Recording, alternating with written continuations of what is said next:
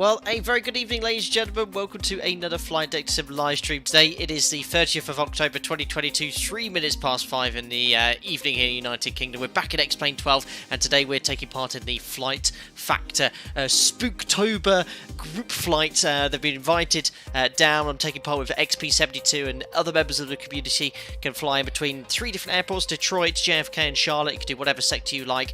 We're flying from New York John F. Kennedy to Charlotte. First ever time I've been there in a live stream. We're taking the Flight Factor 767-400ER. Flight time 1 hour 30 minutes. Live time, live weather. It's a beautiful afternoon here in John F. Kennedy. It's going to be great fun. Now, I've had lots of questions asking about the giveaways. XP72, who's streaming, he's giving away a copy of a Flight Factor product. I'm giving away a copy of a Flight Factor product. You don't need to be taking part in the group flight for that, but Flight Factor are giving away an additional copy for those who are taking part in the group flight. It's very important that you click the link I've pinned on the top of the chat there, so you could fill in the entry submission form, take part in the group flight, so you can be entered into that giveaway. So there's a chance of you potentially winning 2 giveaways, one from myself, regardless if you're taking part in the group flight, and also if you are taking part in the group flight. But it's so important that you do fill in that submission form. That is from Flight Factor.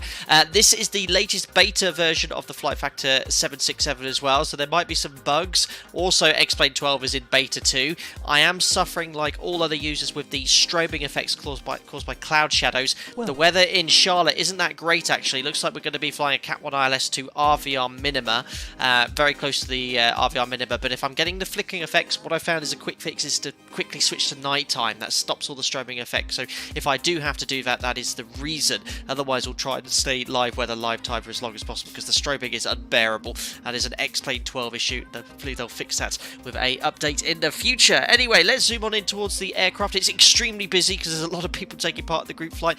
Go check out my friend X-Plane72, who's flying into John F. Kennedy from Detroit. There was a bit of confusion with start times because British summertime ended yesterday, so the clocks actually went back an hour. So I think everyone thought I was starting an hour early. Unfortunately, I couldn't do that. So you can still join. Plenty of time available. We're completely cold and dark. We'll aim to push back in around 25 minutes from now. Who we got in chat there? Daffy, Tristian, Flightfire. Thank you very much for subscribing there. Ween Diesel, hope you're doing well. Rotafib, Black Dogter08, Matt Burgess, Cristiano Perrins here. Hello, Stephen Hayner. It says, what's the vibe today? Vibing Flight Factor 767. That's what we're doing. Tom Hates Cats, Blade 929, Richard Daniels here, Steve N, lots of other people. Look, guys, I don't have a Flight Factor. Oh, look at that, an Atlas Air 74. How cool is that? I don't have an Alpaca Airways livery for the Flight Factor 767-400ER, so we're going Delta. Our call sign today is Delta 3010 because it's the 30th of October. And yeah, it's been a while since we've flown anything that's not Alpaca. So yeah, I've seen there's only 2 operators of the 767-400 in the United States, Delta and is it United, and I don't think I've ever flown Delta in a live stream before, so I've got to try and listen out for Delta call signs, not Alpaca nor my operators, so it could be quite fun today. We'll do everything as realistically as possible as well, and do bear with me because United States procedures are slightly different for Europe, but yeah, here we are, completely cold and dark. X-Plane 12 is looking really nice. I've, for the first ever time in a public stream, look at how busy it is here, aircraft taking off. We've got 1, 2, 3, 4 aircraft in the group flight, but have a quick look at this. I have Ortho 4XP for the entire sector. It is seamless to install with X-Plane 12, and actually I prefer it to Microsoft Flight Simulator's default generated photo maps because I think it's a lot crisper although it's a lot crisper than it is in Microsoft Flight Simulator. So hopefully as we go en route I'll show you some external views, but yeah, it's looking really nice there. That's zoom level 17 and we're using 15 for the zoom level 15 tiles for the rest of the sector. I hope you're doing well. Tim Waters, nice to see you there. Algorithm is here too. Paul Hamilton says, I'm here. Hello. Alexander Horby says, hey, Captain, hope you're doing well. Wow, Alpaca's outsourcing. Impressive. Thanks, Black Doctor. Now, the beauty of the 767 is I can set this up like a 737. It's pretty much identical with regards to configuration. It works quite well. So let's get the show on the road. We'll get the battery on, which is here. Guard it. We'll close the guard. Standby power to auto. It's alive. External power's on. Utility buses can come on and the bus tie. There we are. It's come alive. Now what I'll do is a full panel scan up here, work our way down, just get the aircraft configured. So IRS to nav, we'll turn on the yaw dampers, the electric engine control switches can come on, the hydraulic pumps and engine driven pumps can come on as well. I don't have any sound packs for the 767. I wasn't 100% sure if they were compatible with X-Plane 12, so I didn't take the time to invest in it. So the default sounds, they're okay. They're not my favourite. I think they do really need a sound pack, and unfortunately you can't use the B2 volume control to control them. You have to use the in-house ones, but they're okay. They'll get us nicely from A to B. We don't put the IDG drives disconnected, but you do want the generators online when they start. We won't start the APU just yet. I've pre-fueled for this sector already. We've got an extra 1 hour's worth of fuel. That's 5 tons an hour, 17.9. Star switches will leave them in the auto position for now.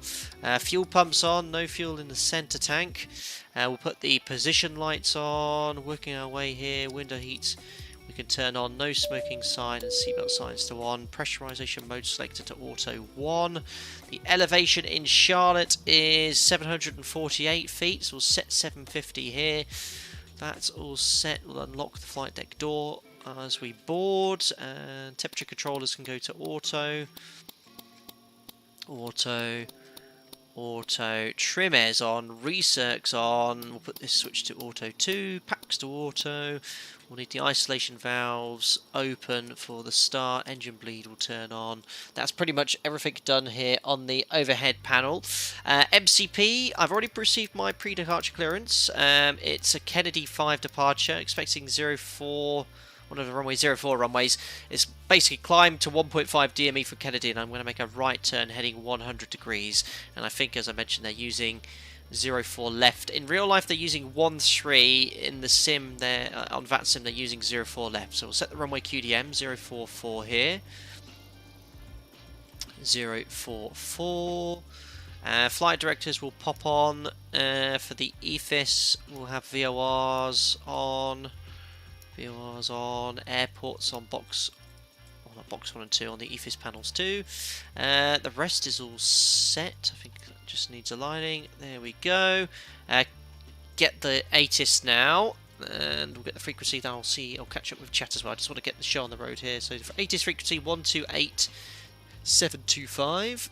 Let's see if we have any voice ATIS. I don't think so, because I think I already have VATSIM turned up. No, there's no voice ATIS, unfortunately. Just going to check the frequency. 128725 helps me tune the right frequency. Thank you very much, Sim737 Pilot, for the $5. Appreciate it, buddy.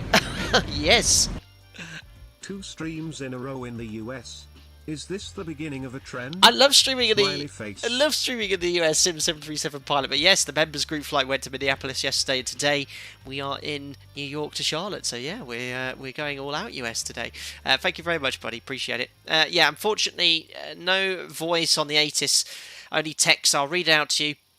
JFK 2206, 10 statute miles, 16 degrees, 3025 on the altimeter. So we'll set 3025 now, 3025, and we'll set the MFRA of 1,000 feet. This is the height at which we'll accelerate in the event of an engine failure.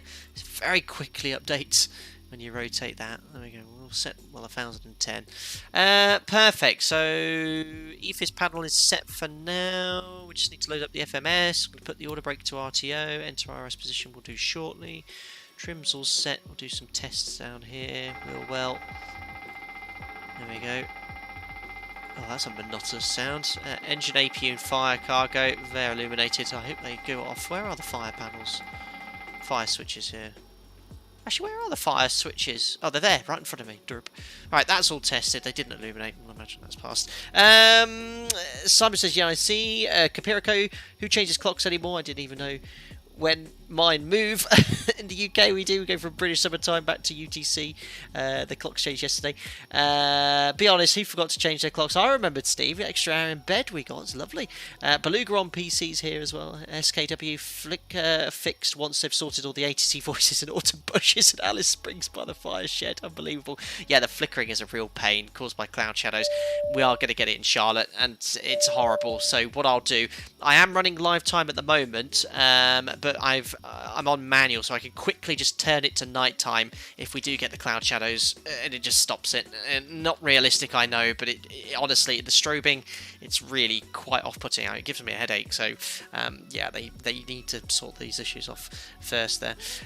What are some differences between the US ops and the EU UK, says AFO3310? Well, I honestly don't know. I mean, but I only can experience it from what I experienced on VATSIM. One of the biggest things is you get descent via the star, the arrival, which in Europe you just don't get. You have to be cleared to each altitude as you go. ATC clear, you know, you can't just set a lower altitude on the MCP in Europe, for example. What I also find in the US is quite common. You can push your own discretion. A lot of airports, you can't do that. Anywhere in Europe, I found. You know, a lot of differences. If you were to break down all of them, there'd probably be several. But just from what I've experienced on VATSIM in the US, I can tell you there's quite a few things RT-wise and procedural-wise that is different. Perfect. So all I've got to do now is load up the FMC. So let me grab the latest OFP. So I've got the latest ARAC installed, which is expiring on November the 3rd. We are in John F. Kennedy, KJFK. We'll put in our GPS coordinates, which are just there, and we're routing to Charlotte. First ever time to Charlotte, ladies and gentlemen. What is the state? North Carolina. Charlotte, there we go. I don't know anything about it, but it is a huge city with a very large airport with many runways. Oh, look, I'm going for Alpaca already. Delta is Delta Alpha Lima. Delta Alpha Lima 3010. There we go. Departure will be 04 left. I'm just double checking the ATIS. So departing 04 left. It's a JFK 5. And then it'll be heading after departure on my PDC 1.5 miles from JFK onto a heading of 100 degrees. And then we're eventually going to go to Robbinsville, which is Romeo Bravo Victor. We'll put that as the next waypoint. 13.8, that's got to be that one. That one's in the southern hemisphere. And then it's Quebec 430 to Copes. And then from Copes, it's Quebec 75 to Golf Victor Echo. And from Golf Victor Echo direct to Lindenberg. Lima Yankee Hotel. And then we're going to be flying a Chelsea 5. I'd hazard a guess at the pronunciation. Chelsea 5. I'm going to put 36 right because this arrival keeps us to the east, and this is the most easterly runway, landing north there. It's going to be via Lindenberg and then a Heckham transition. And then just to tidy it up here, what I'm going to do is go... That is the flight plan. I double checked that on the test sector. So Golf Victor Echo direct to Lima Yankee Hotel, just to show you. There you go. Golf Victor, Gordonsville to... Oh no, not Lindenberg, Lynchburg. I'm going to be upsetting a lot of people here. And eventually we're going to get vectors. So just to check here for any discontinuities. I flew this on the test sector earlier. You know, it's working quite well. The fuel burn, though, it seems to be very conservative. It's burning a lot less fuel than I was expecting. It's got a bit buggy there, for example, as well. Vectors, it's just a blue line. Hey up.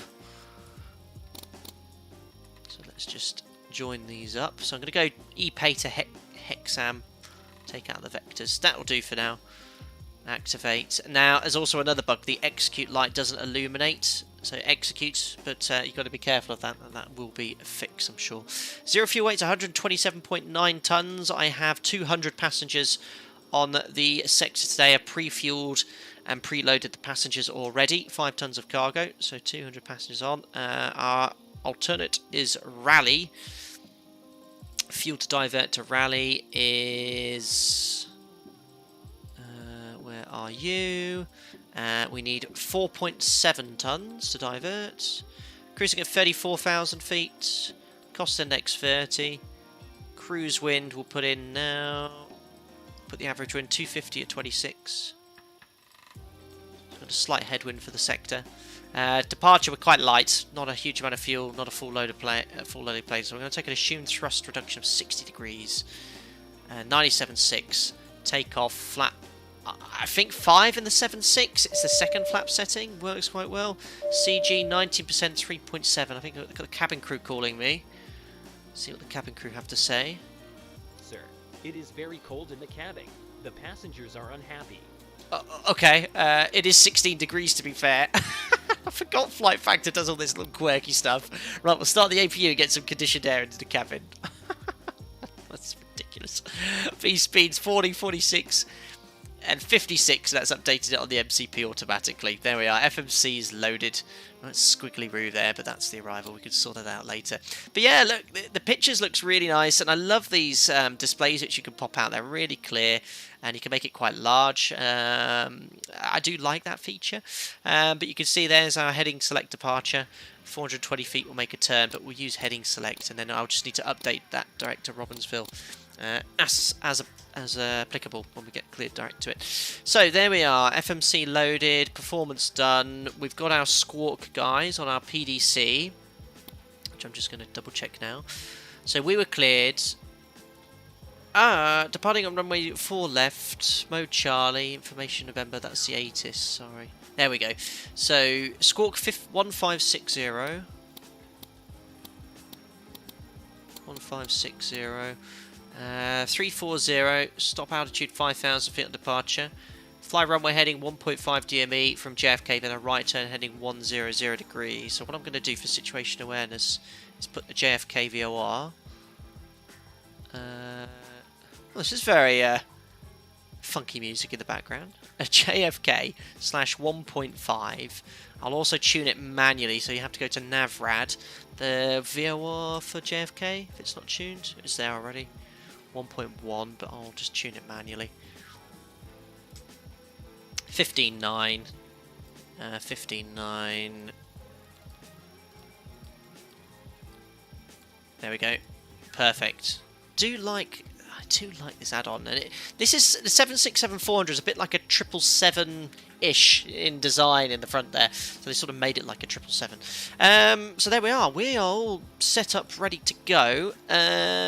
We'll have the takeoff page here for performance. There we are. Routing. I just need to brief the taxi and SID. Just want to see how busy it is here. It's not too bad. If I just quickly turn on the settings here. Very noisy out here. Show call sign labels. Yeah, look, it's very busy actually. Quite a few aircraft there. We've got alpacas here representing, and then we're going to taxi out towards there. Remember, if you want to take part in the giveaway, check out the Flight Factor official rules at the top there. I'll be doing a giveaway for anyone. You don't need to be taking part in the group flight to win a Flight Factor product. I'll be doing the giveaway after landing. For the Flight Factors giveaway, you need to fill in the entry submission form and take part in one of the group flights today.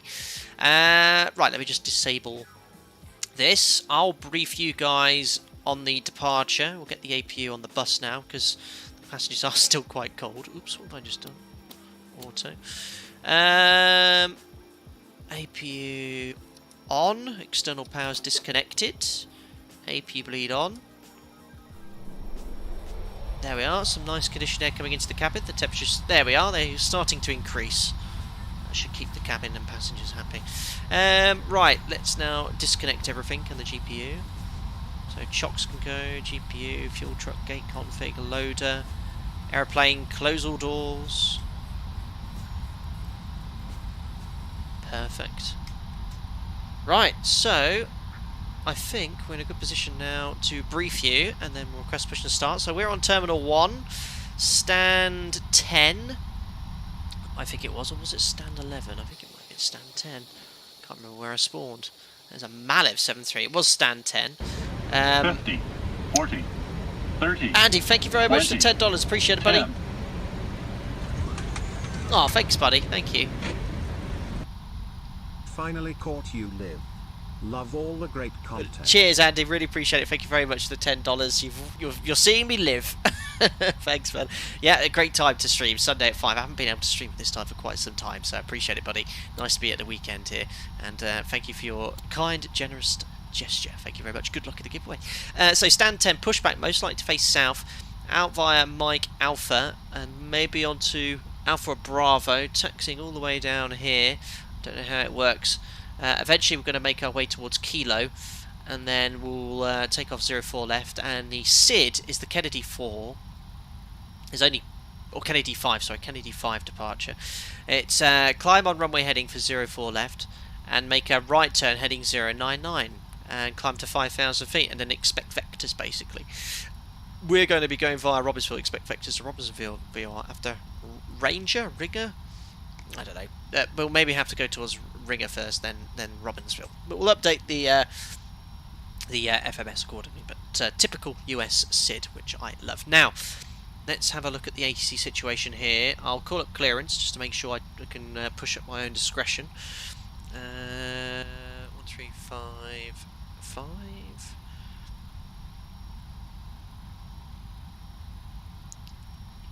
That is set. Still can't hear the lovely people. Oh, I know what. Can we have a... Are you a real pilot? I forgot to pull this to hear the ATC, which is probably why I couldn't hear the ATIS. American 1702. That's why I couldn't hear the ATIS on voice. American 1702, push and start facing east. Contact Kennedy ground on 12. Ensure Alpha. Unfortunately, it's only one volume Alpha on. I can control it on my secondary one there. JS2 Tango, real pilot, questionable. Tango Alpha. Trying to copy the ATIS and I had the volume off. So yeah, I put that 1.5 mile fixed wing in just for situation awareness, so I know when to start the turn. Better get the better pushback here, hadn't I? There's one I made earlier, let's use that. Grounded cockpit, plan acknowledged. Call me through the menu when you are ready. Grounded cockpit, tow is driving up. There he goes, through the air bridge.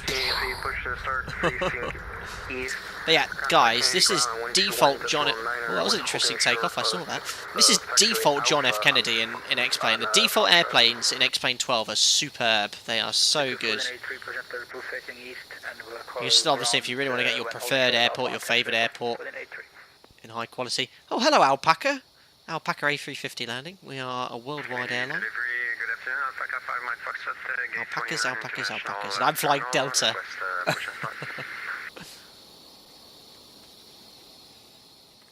Black Dog's the most professional pretend pilot, at least. Definitely. Push and start facing south. Contact Kennedy ground. Okay, all doors and hatches are closed. Ready to connect. So we'll get rid of the air bridge. They all connect by default. South, and we'll contact ground on 121 decimal 9er, holding short of Alpha on Hotel Bravo, Alpaca 5 Mike Fox. Pushing 5 minutes ahead of schedule here. Clearance, hello, it's Delta 3010 on Terminal 1, stand 10, request push and start. Delta 310, push and start, facing, actually push and start into the alley. Contact ground 121 decimal 9er, 1 short of taxiway Alpha on Mike Alpha. Push on to the alley and contact Kennedy ground 1219 when holding short of Mike Alpha at Alpha. Delta 3010. Perfect. So that's push on. Tow connected and bypass pin inserted. Release parking brake. Perfect. So I'm happy. Is that the alley? I'm guessing the alley's that, because if he wants me to push and start and I'm holding short of Mike Alpha there's nowhere else to push. So we'll do that. And Alpha is the northerly taxiway. Right, I think we're good. So, packs off. West. Contact Kennedy ground 121. Anti-collision light is on. Parking brake is to be released. Transponder out off. Yeah. I think did she say release parking brake? I don't know. Starting pushback, and you may start engine. Oh, no way. Look at that for an on-time departure. 26 minutes.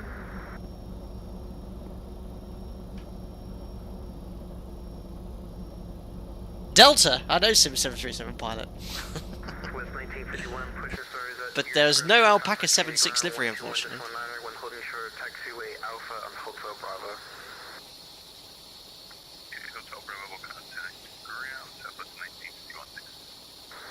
Please turn left. You've got a wide wing here on Alpha, that's going to be an issue. Please turn. Why is it not turning yet? There it goes. Now, they do, Flight Factor, need to fix the engine start on this. It's a little broken, very fast. Would you like to watch the N2 acceleration go? Starting engine number 2, ground. Whee! There we are. 20%.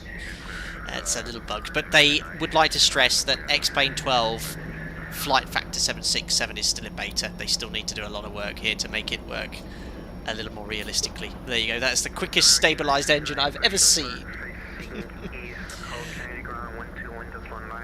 They took their sweet time to start that turn. Yeah, I was getting a bit nervous then. Right, starter cut out, monitoring engine number 2. We've got 2 EGTs around 5, 6. Fuel flow is very low on this. At the moment on the ground, I've said 500 kilos is pretty good, but in the flight it seems to be very low. Right, starting engine number 1.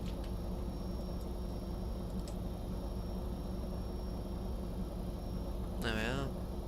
20% N2, fuel going in.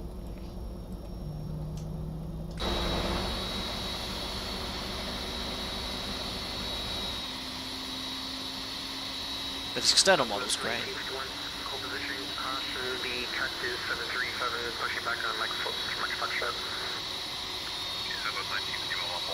Maybe some nitrous bottles.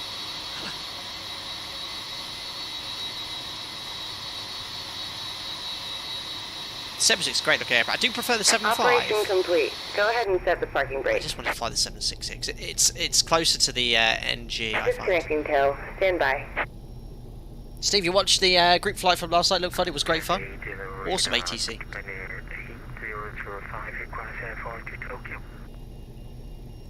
I fly to Tokyo.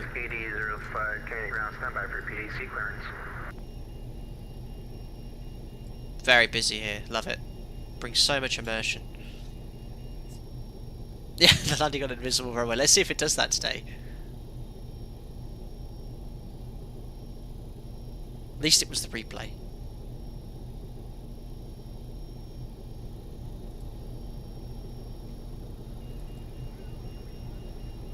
Jet4u.com. Is that an actual airline? Jet4u.com. Tow is disconnected and bypass bin has been removed. Hand signal on the right. We'll see you next time and have a safe flight. Ciao. X-Plane have done a good job of the default airports. This is an out-the-box airport here. It's really good. Right, generators, it does a lot of this automatically. So generators on, APU's off. Don't need to put the star switches in continuous. Probe heat's on, automatically. Anti-ice is on. Air conditioning, max auto. I think I closed the isolation valve. APU bleeds off. Set flaps to 5. 3010, standby for push. Traffic on the ramp. Well, flight controls. Full forward, full back, left and right. Let me change my camera position slightly. Okay. Rudder, full right and full left. Don't worry about moving. I was worried on the test sector, but it's just the way it's modelled. Blank the lower DU. And recall, I think, is here. There we are. Check's complete. Southwest 1951, taxi down, hotel, and hold short alpha on hotel. Oh yeah, we need to contact ground now. Right alpha, kilo, cross 31 left, Delta 126. So, 342 left on alpha, taxi to the ramp. Left alpha to the ramp, Delta 342, thanks. American 327, oh, Kennedy, busy. ground, left alpha, taxi to the ramp. Left alpha, taxi to the ramp, American 327. Kennedy ground, JetBlue 1483 is holding short Foxtrot. so we're just here, guys. Kennedy ground, American 902 on Sierra, holding short of Alpha, radar taxi to the active. American 902, Kennedy ground, 4 left, left Bravo, short of November. My apologies, you're like 2 by 5, American 902. American 902, 4 left, left Bravo, hold short of November. It's a quick one, you've got to listen carefully. 4 left Alpha to November, American 902. Left on Bravo, hold short of November. Left on Bravo, hold short of November, American 902. Back of 1652, monitor tower 119.1. Wow, so busy. Tower 119, this one out, back 1652. Delta 1356, give way to Air Canada.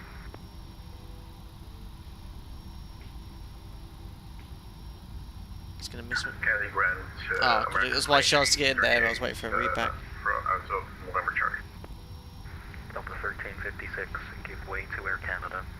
Giving way to Air Canada of the 136. Air Canada 876, Lima Mike, right on Kilo, cross through and left. Air Canada 876, Lima Mike, right on Kilo, hold short Kilo, runway 4 left. Yes, hold short a Kilo, or hold short runway 4 left. Sounds like a real Kennedy controller. You've You've got to remember, the controllers, got to remember we're unfamiliar with airports like this. You know, he's been controlling here hundreds of hours probably. No, not there, Air Canada. You've got to remember, as a controller, it's the first time here. Even I'm going to get confused with the text instructions. Happens in real life too. Continue on Bravo Kilo, cross, could you repeat? Cross 31 left.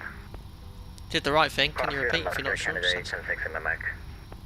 Kennedy ground, hello. It's Delta 3010, push from Terminal 1, holding short Mike Alpha. The 3010 Heavy, Kennedy ground, hello. 4 left Bravo, short of Kilo. 4 left Bravo, hold short of Kilo, Delta 3010. So we're going to go. 1356 or Canada. We're going to go to the second left onto Bravo and hold short of Kilo, which is here. Canada, the airplane. So parking brakes released. Do a quick config check. No takeoff config warning. On our way, guys. W49 is holding short Alpha on Jose Bravo. 49 ground squawk normal. W49. W1483 ground right. The lighting looks odd. Actually, I have to say the lighting's looking pretty good in X-Plane 12. The Zebo mod lighting's a bit broken at the moment. American 2338 Kennedy ground 4 left Bravo hold short. I think it looks pretty good. Following the company A3 4 left, right, left on Bravo. Lights are on. I've already turned the turn off and taxi lights. Exact check 10 Tango, General Aviation holding short Quebec, hello. 10 Tango, Kennedy ground, hello, 4 left, taxi, left Quebec, hold short on November. Left Quebec, hold short. Listen out for this Delta call sign. Exact check 10 Tango. Okay, Air Canada 87 Lima Mike, stop. Air Canada 876 Lima Mike, I have stopped. Yeah, okay, you went past Kilo, that's fine, just hold there, I'll figure out what to do with you in a couple minutes. Oh, Alrighty, I'll hold here. Up to 1356 Heavy, cross through and left. So busy. Delta 1356 Heavy, cross through and left. Back to 1652, Tower 191. Line Chili 533 Heavy, Tower 191. Tower 119. So we're going all the way on Bravo now. W49, Holding short of Kilo, so we're going to give way to all this traffic crossing. Roger. Southwest 951, Hotel Short Alpha, November. Back at 982, that's Alpha, not Bravo, transition to Bravo. Yeah, sounds are okay. Alright, Kennedy ground. Yeah, there's a lot of. Yeah, they need a sound pack. Alpaca 984, turn right and left on the Bravo. Turn right and left on the Bravo. Alpaca 984. Delta 1556, Kennedy ground. Bravo, They are 22 south knots. of the right. Nice speed. Left up to the ramp, 5056. Triple 1483, you want us to hold short of Hotel Bravo, confirm? Affirmative, I'll maybe in a minute, thanks. Jet Blue 1483, you're very quiet, say that again. Affirmative, I'll move in a minute. Holding short of Hotel Bravo 350, on Alpha. 321. Looks like he's giving way. Up to 342, is this where you're entering? Delta 342, yeah, if I could get in Hotel or Hotel Bravo, that'd be great. Just get ready to hold short 49 Kilo. ground, right Alpha Kilo. Bit of a hot spot here. Left. 1 Alpha Kilo and then we'll hold short 31 left, jet. That's 1951 I need to ground, change left, my right assignment Alpha, here because I Kilo, think hold short 31 my brakes is also the parking brake going on. Kilo, hold short 31 left, Southwest 19. So Kilo Delta's first one. 342 after Southwest exit, taxi to the ramp. After Southwest exits, taxi to the ramp, Delta 342, thanks. Nice airplane, sir. Hey, ground, Nice airline, sir. 1702, ready for taxi on Tango Alpha, holding short of Alpha. So we're going to hold short of Kilo just information here. November. American 1702, Kennedy ground, 4 left, That's left Bravo, Kilo. short of November. 1702, could you please repeat? Left Bravo, short of November.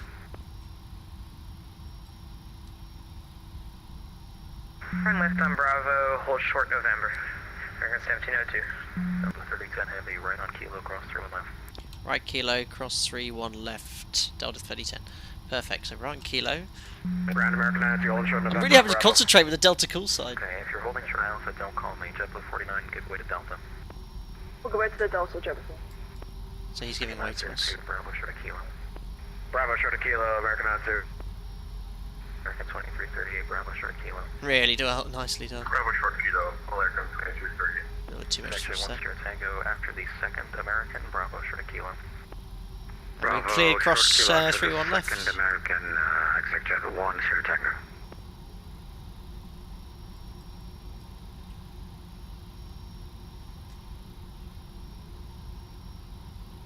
Heavy ground, We'll just taxi all the way to the whole point. Bravo with information November. That's JFK, New York over there, look at that. I know it's not as good as Microsoft Flight Sim, but it looks really good. Split 49, cross. And when you get en route, the ortho, you'll see. They're going to cross 3-1 Very left. nice. That was 1951, following JetBlue, cross 3 left. Cross 3 left, Kilo, On our way. So let's do the before takeoff checklist. Configure checked, flaps you have 5. Just said if you're short And stab trim set for departure, 3.5 units down. Delta 3010 heavy, tower 1191.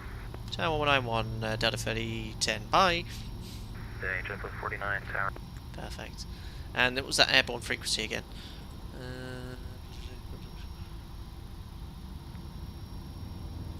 Departure's 35.9. That sounded like a 1960s car driving past on an airplane. Good afternoon, So let's do the checks then. Flaps, stab trim set, air conditioning, Pax auto, bleeds on, speed set for departure, 40, 46, 56 on the MCP. It's a Kennedy 5, straight ahead, 1.5 DME from JFK. And then make a right turn, climb to 5,000 feet, and then turn heading 100. Sorry, it's loud, ATC. NADP2, any problems will climb straight ahead to 3,000 feet, because we'll be over the sea. That's it. Cabin, all imagine is secure, checks complete. Frame rate is good. Yeah, so I'm struggling here a bit. It's 45 FPS in Kennedy, is a very detailed airport. En route, I'm getting 60 plus, no problem.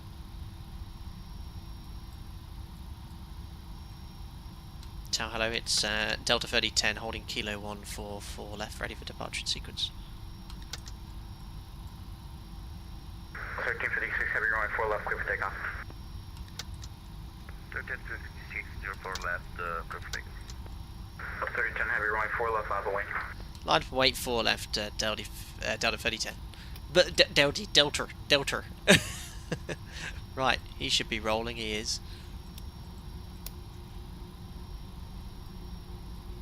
Turn lights. Auto throttle, heading select departure.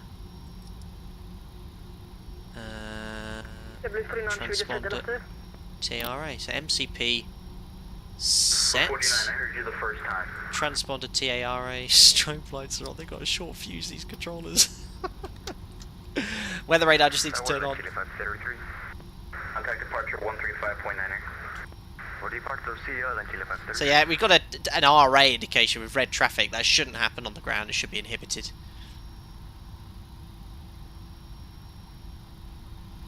Well, 3010 heavy, runway 4 left, clear for takeoff.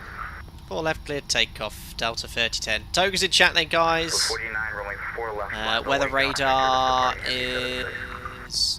Ah. 1.5 more weight and we'll go there. Oh, it's fine, it's clear. I need to reset the timer as well. Ah! Unreadable, say that again. Where is the reset button? There we are. Don't worry, I've only used about 100 meters. 40%! And you've got to press the thrust button here. Stabilised, set takeoff thrust. 1356, turn right, heading 100, contact departure. Yeah, that sounds a bit naff. Need to get a sound pack on this bad boy. Right, takeoff thrust set indications normal. Airspeed's alive. 80 knots when he goes to throttle hold. It might try and match my thrust lever, so I might have to adjust the thrust. Oh yeah, that's checked. 80 knots, releasing forward pressure. Yeah, you go, look. That's just I hadn't quite set what it needed.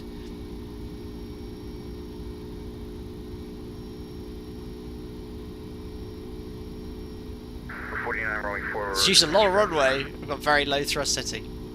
V1. Rotate. Not much runway left. God. Positive rate of climb. Gears coming up. Trim.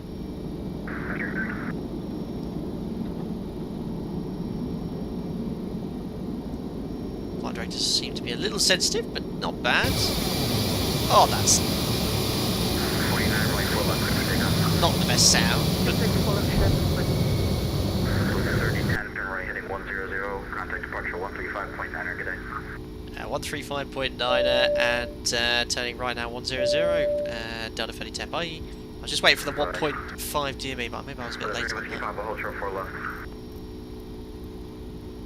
So we're going to go to VNav, I'm going to go command just to increase my workload. Flaps to 1.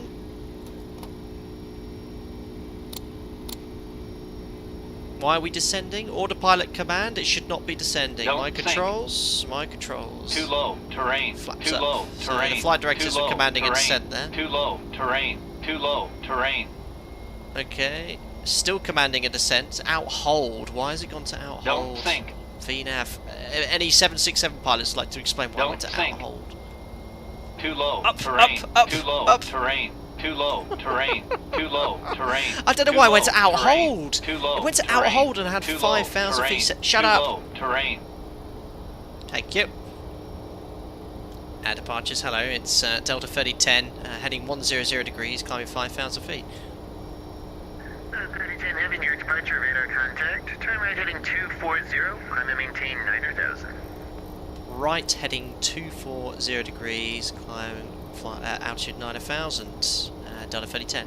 Right heading 240. 1356, contact Boston Center 134.7. Have a good flight. 134.7. 9,000. 136. 339, turning. There we are, flaps up, no right, lights, have to take off heading checklist and 100 gigs, staying up. currently at flight level 20. 9,000, heading 250 knots. Just forgot to select RTO, it's off now. Air conditioning pressurization, diffs 500, diffs 2.0 set. Release the crew, checks complete. Yeah, I'd like to replay that. What do you want? Sir, I think you might have forgotten about the cabin safety routine. Go away. I don't know what happened there. I had out holding gauge on departure. It went out hold, which is why the flight directors were commanding a descent. So it tried to level off at 1,000 feet. 49, proceed direct ship. You know, out hold, and it said it had 5,000 feet set. So why it went to out hold and tried to level off at 1,000 feet, I have no idea. So on a sort of downwind, going the wrong way, you know, sort of direction, and then now we're going in the right direction. So hopefully we'll get an update. I think it's just to get away of traffic, perhaps. Execute might stop illuminating. There we go. We're now heading in the right direction. 2 to go. 3010 heavy contact near departure 120.8. 120.8. Thanks a lot for the ATC. Delta 3010. Bye. So just select vertical speed. We're approaching our cleared level. This is #1 is very demanding. Sir, shouldn't I start the cabin safety demonstration? Yes. Oh, I've got a caution there. Pressure. I think that could be off now, can't it? Air. Near approach Delta 468. Want to go. 10,000 north information kilo. Delta 468 approach. Roger. The altimeter 3024. It's ILS 4. 3024 ILS 4 Delta 468. LaGuardia, hello. It's Delta 3010, climbing 9,000, heading 240 degrees. Delta 3010 departure direct Robbinsville, maintain 17,000.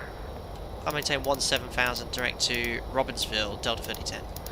So 17,000 VNav, Robbinsville, execute, LNav, out hold. There's probably a restriction in the FMC, to be fair. No, now why is it, if I, after pushing VNav, is it gone to out hold? Why is it?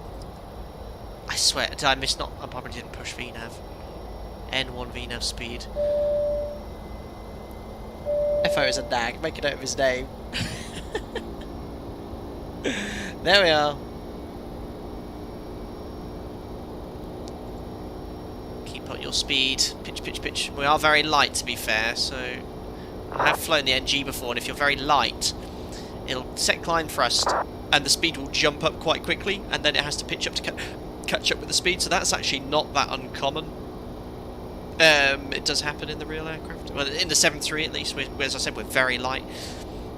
Anyway, 10,000. 17,000. Let's do the pre-cruise checks. 20. Thank you very much, Michael. 75 for the €2, sir. Very kind of you. What did you say? He said, thanks a lot for the spooky good content. Yes. Thank you very much. Appreciate it, buddy. Thank you very much for your support. Lights AP pressurization. Diff is set. Rate altitude is 2,000. That's looking good. We'll release the passengers. And yeah, line up your cigars. Chest complete. Thank you very much, Schmeichel75. Appreciate it, buddy. There's ghosts in the MCP. Yeah, we're on our way now. And let me just turn down the external sounds. 7,000, Delta 468. I think that's... Have a look at the ortho, guys. It is really nice. Southwest 1951, 9,000, heading 250. Southwest 1951, departure. You'll see it a little better when we go there, but you can see you've got this strobing effect. This is a bug in X-Plane. Seeing it's quite cloudy in Charlotte, I'm expecting a lot of strobing, so do prepare to switch to a nighttime flying.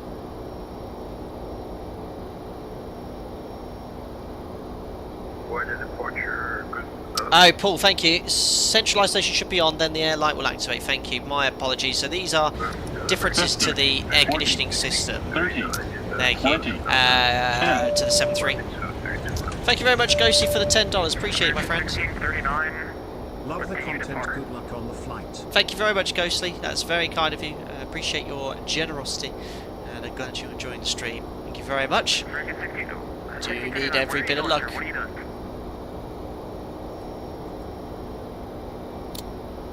But yeah, we're quite light. I didn't expect this performance. American 1639 departure. Americans having problems. Approaching 17,000, so again we reduce our rate of climb just to avoid any TCAS issues. Delta 3010, New York Center 125.32. 125.32, Delta 3010, bye. Okay. 0 knots. 1 to go. 250, Mexico 54. Oh, now left and right isolation off. Thank you. I'm glad I got a 7.6 help here. Cheers, Paul. This is again just differences. New York Center, hello. It's Delta 3010, climbing 17,000 to Robbinsville. 3010, New York Center, hello. Climb to maintain flight level 340. Climb, maintain flight level 340. Delta 3010, 340. VNAV set standard. Passing 163 for flight level 340, that's the cruise level set on the MCP. And the FMS as well. How's the sounds, guys? Is the aircraft too loud? Vatsum too loud? Am I too loud? Let me know.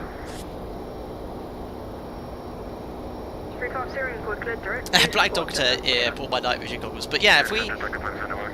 Could someone actually get the Charlotte Meta in chat? The Kilo Charlie Lima Tango? Because last time I looked, it was pretty low visibility there. Oh, it's improved quite a bit now, but it's still broken at 800. I think, yeah. It's good, thanks guys. What was that for me? 310, quitter at Copes and amend altitude, climb to maintain flight level 280. Stop climb flight level 280 and routing direct to Copes, Delta 3010. Yeah, the execute light doesn't illuminate, but that is executed. Direct Copes, and 280 now set. 1978, you up?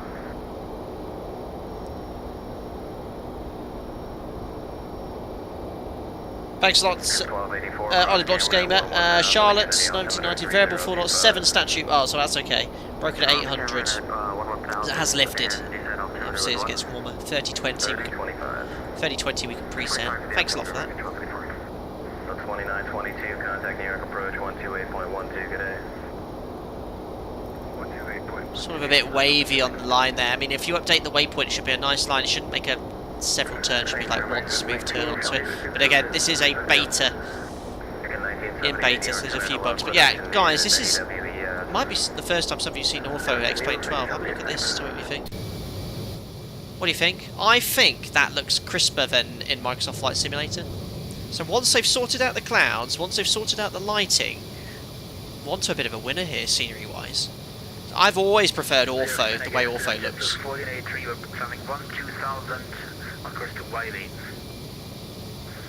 IFLMC, weather has improved, that's good news.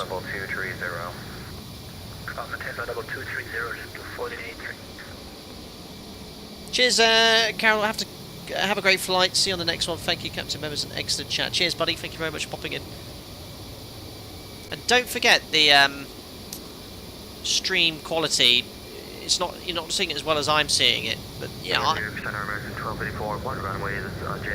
think Ortho looks absolutely wonderful. Awesome. I wonder how XP72's getting on.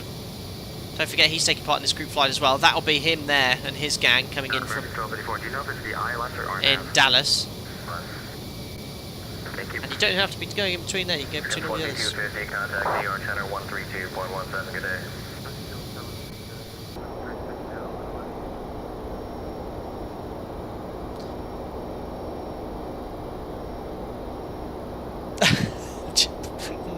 QWERTY, I've had issues, not sure if it's an issue, but when I have a tile over an airport, it always uses satellite scenery airport, no 3D, do you have this? Not sure what you mean there. Sometimes there's mesh issues and things like that. But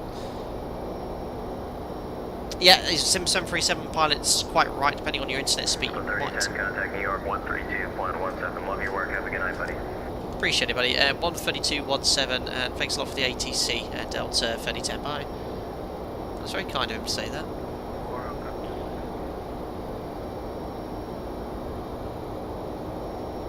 Who's requesting descent? Who? This purser. Sir, I think you might have forgotten about the cabin safety. Did you say that one more time? 2250, Am I meant to have done something?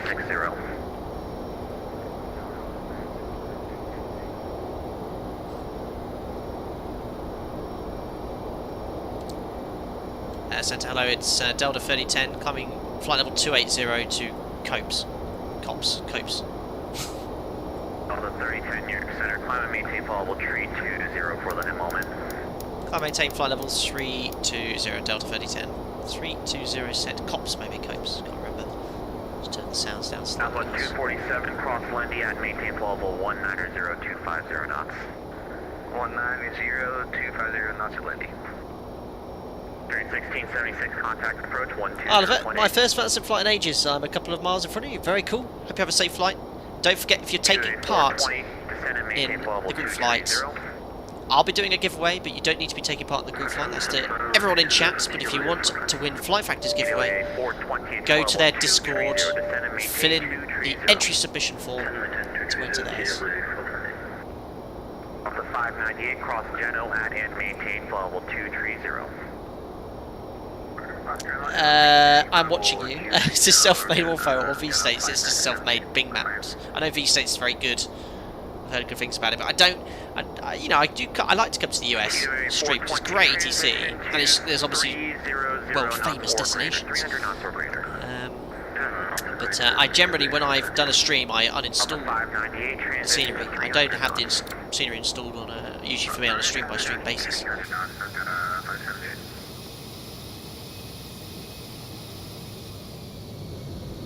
What's Charlotte well known for then, guys? I've heard of Charlotte in North Carolina, very large city. But what's Charlotte known for? 2314, thanks. Captain, can we have a safety brief? Oh, Dennis, thank you. Just need to go on the audio panel on the pedestal. Oh, that was me, I think. Delta 3010, climb flight level 340. 3840 set. Not used to hearing Delta call signs. Intercom, where are you? Oh, it's different. Delta 3010, say that again. Sorry, I think I might have mistook that. Could you just confirm cleared level, Delta 3010? The 3010 climb and maintain flight level 340. I maintain flight level 340, Delta 3010. Oh, I was right. 1247, contact approach 125. NASCAR, Charlotte's home base for many NASCAR teams. There you go. Lots of women named Charlotte. Yes, well done. Home to the corporate headquarters. 190.250 knots. I believe landmarks, global airports. I think that's something else you're talking about there, Martin. One of the fastest growing cities in the US. Well, there you go. 30,000 feet. Let's check the pressurization. Diffs, pushing caution, that's normal. 8.2. Cabin altitudes. 5,500 feet, slowly climbing, looking good. So isolation valve. You turn these off and do the central. Maintain 250 knots across Lendy and maintain level 190. Siri's looking really good down there though. Level 2314, you can reduce. Bank of America? Let's do it. 250. Oh, the topmost right volume button pushes.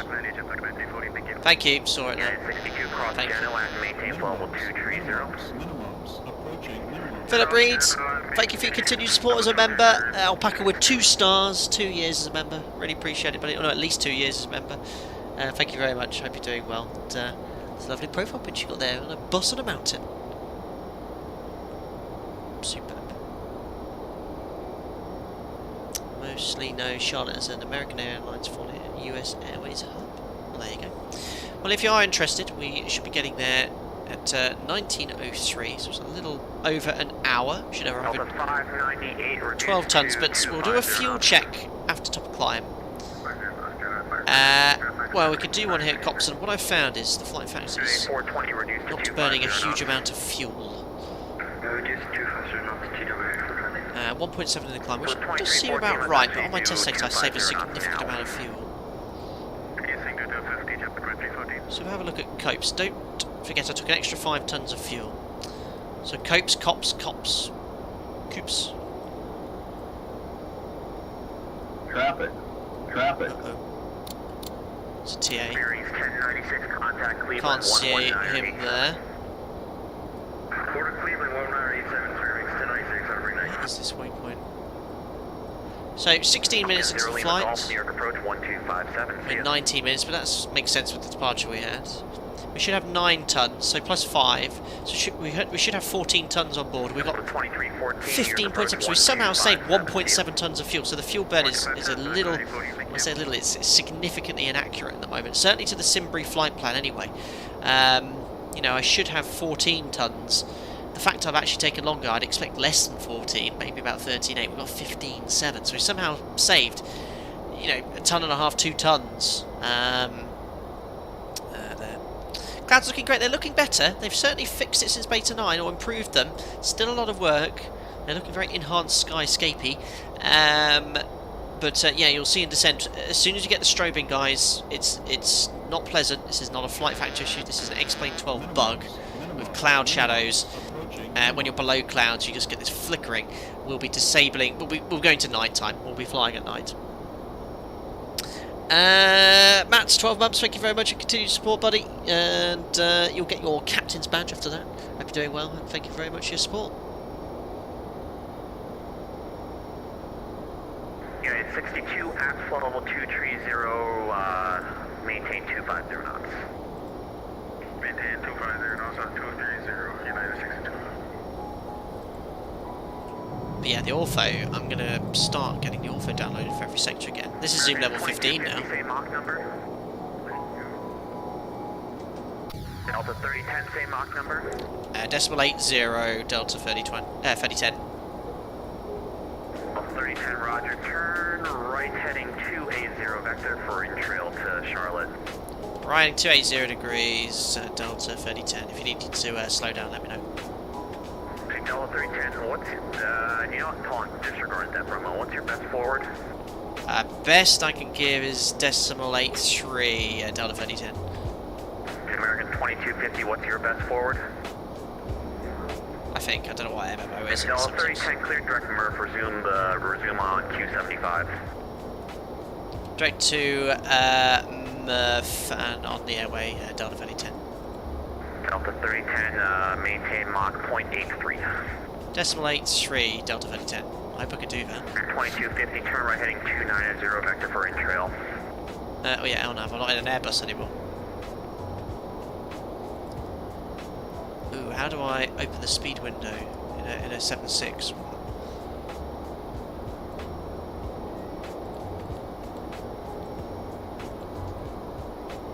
Yeah, 83 is fine. Could probably do 84, but I won't push it. This is the most efficient. What's happened to my what's happened to my FMA for thrust? Ooh, what's happened here? Oh, speed. Good job. That is a lesson in why are we slowing down. Come on, speed. Track on you. Where are you? Come on, up. Come on, auto throttle. Why it's so important to check your FMAs, guys. Your FMAs in a Boeing, similar to an Airbus, it tells you what the airplane's doing. I noticed the FMA for the auto front disappeared for some reason, so I put it on. I think there's a few little bugs with the lights not illuminating. For example, the execute light doesn't illuminate at the moment in the beta. 1639 New York Center, same Mach number. Why is it turning on to redirect to 1639 reduced to Mach 0.76. Press the speed button or the small select button above the speed knob. I thought I did that though. I'm pressing it, but nothing's coming up here. I'd expect the speed window to appear. Yeah, selecting speed. This light should be illuminated, I'm pretty sure. No. Stop going slow. Recover. Flight level. The autofront is a bit slow to respond. Level 360.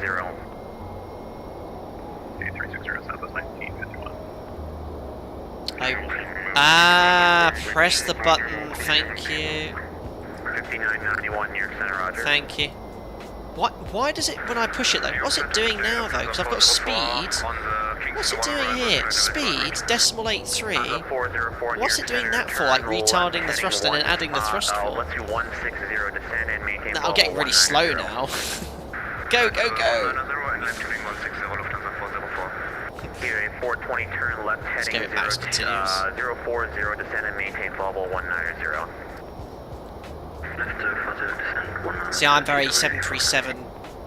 I've got to imagine that the auto throttle will be as responsive. But now I know, I didn't know about pushing that. 2250 clear direct Murph. Alpaca 1652 Washington. Hopefully you'll never notice. We are slowly getting back up to our speed though. I do like these big screens.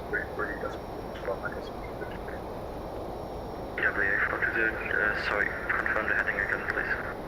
Okay, 420 heading 040. 040, sorry about that. TWA 420. TWA. Delta 422, ready for descent. 422 descend and maintain level 230. It's got its quirks, but I do like it. I do like their 7.5 as well. 1639, turn right heading. And these jets, 7.6 is going to be flying for many more years, certainly in a cargo format. But I think the 767-400ER isn't a very old plane, is it? 1639 heading 290. John, you're slowly making your way through the Halloween suites of the Kingston show, so you'll be I'll have had the lot. 1639. But this acceleration's pretty accurate. You know, 340, there's a huge amount of thrust here. We've got max cruise thrust set 98.0, so the speed recovery would be slow. Laminar needs to sort of fix this sort of variable winds that are constantly changing here. Had the same issue in the mod yesterday for the group flight. Delta 598, turn left heading 050. It's getting cloudy now. 598 descend and maintain level 190. 916 descend and maintain level 230. It's a cool wing, isn't it? you a 420 turn right heading 150. The wingtips. Heading 150. Hi, Finley. One of my moderators and a member for 41 months. It's almost 4 years. Crazy Finn, hope you're doing well, buddy. Thank you. And Finn joined as a young boy. Now he's got his driving license. Crazy. Chris, only 3776s were made, all of which are still in service. Yeah, well, it's not old, is it? And Are you still at Mach 0.80? what I like about this is there's a lot of elements of the 777s in this.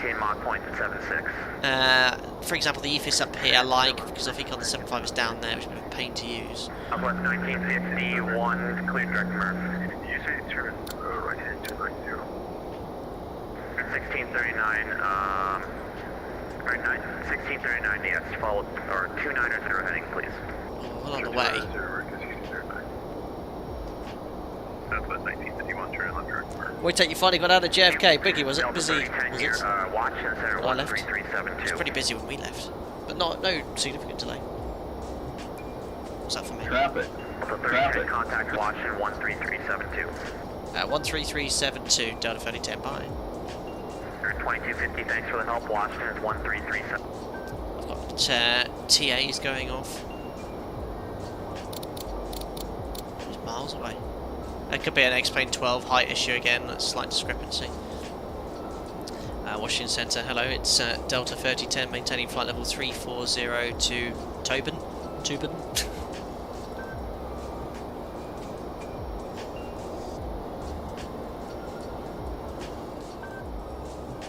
Picking up right frequency. Washington Centre. 337. Oh, 33725.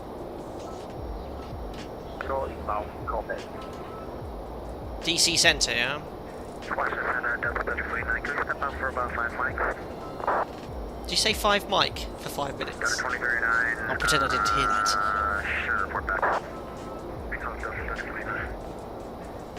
Washington Centre, hello, it's Delta 3010, flight level 340 to Tubin.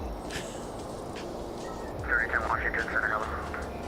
Well, he didn't criticise my pronunciation of that. Southwest 2750, descend and maintain 3000 and report the revert site.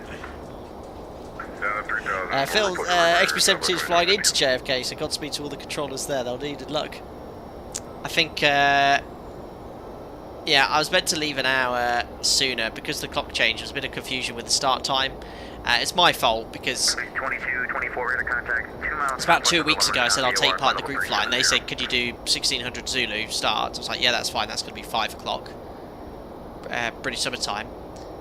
So I had in my head 5 o'clock. Clocks changed yesterday, so, and I made some plans before the stream, just before the stream, and I was like, oh, I can't do it an hour earlier now. Over 125.45, November 820 Whiskey. So yeah, I think it's had because there's a few of you guys joining in from Charlotte that could be conflicting with JFK. I was thinking of joining on the same sector of XB-72, but it would have been carnage had we all been there together. Climb, maintain flight level 360, procedure Buffy, whatever it is, and resume navigation. Oh, XB's just landed. So guys, XB, don't forget XB-72 is giving away a copy of Flight Factor product, as I am, and also anyone, as I've mentioned a few times before, anyone taking part in any group flight between any event airports can enter a giveaway via Flight Factor directly, but you need to enter that one officially. Yeah, Coda agreed. Yeah, both Microsoft Flight Sim and X-Plane 12 are suffering from variable wind modelling. So yeah, it's not so bad in X-Plane today, but for across the pond and also group flight, it constantly changes, which the add-on aircraft are obviously having to deal with. It's quite stable here actually, the Flight Factor 76, but the Zebo's suffering a lot from it. Winds at this altitude are pretty stagnant. They only change speed and direction gradually over time, and it's causing a lot of problems in the sim.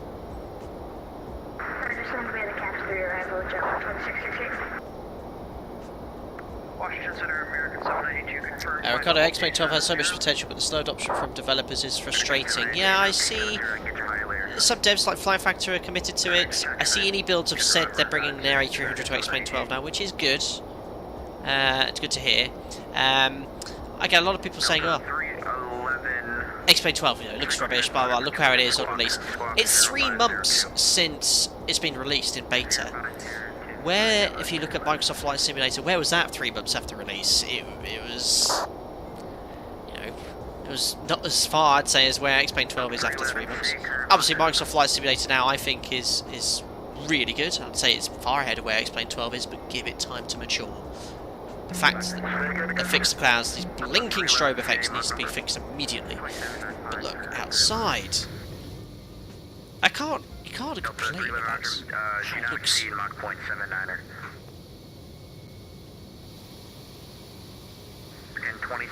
Oh, it was pony, yeah.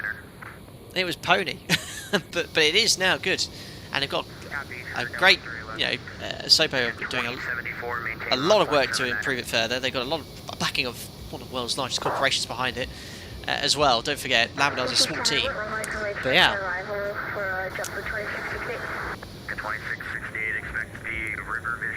I see your point, Alan. It is obviously an upgrade on X-Plane 11, but a lot of the elements are the same. But it gives, I know from talking to Zebo, a lot more flexibility in designing add-on products. Better modelling of engines, for example, of which they're slowly being fed in.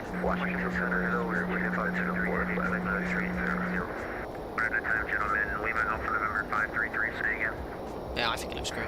Just checking in, flight 380. Hello.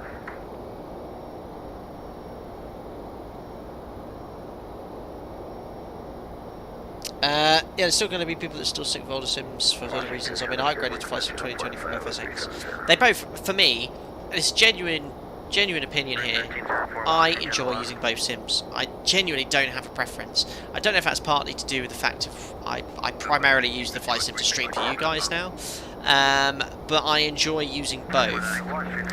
Coming back to X-Plane, I always feel more satisfied from the flying experience though.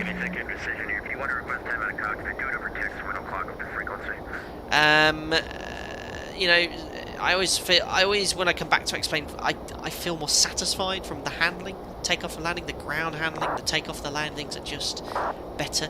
Now I know PMDG, I've not flown the PMDG 737 for over a month. That will be next stream, which I hope to do on Tuesday or Wednesday. Well, no, it'll be Tuesday if I don't get called off standby.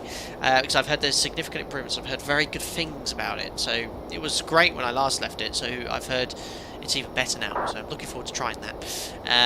But certainly for takeoff and landing, I flew the Zebo Mod 737 yesterday for the members group flight, landed in Minneapolis, and we had a 15-knot crosswind, downwind rudder, aileron into wind. It just was great, and there's still a huge amount of work Zebo needs to do in X-Plane 12 to get the aircraft to work even better.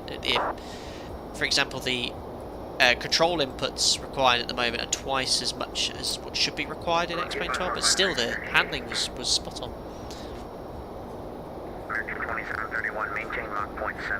Please fly the beta version of the Challenger 650 best aircraft in terms of systems. I've flown it only once.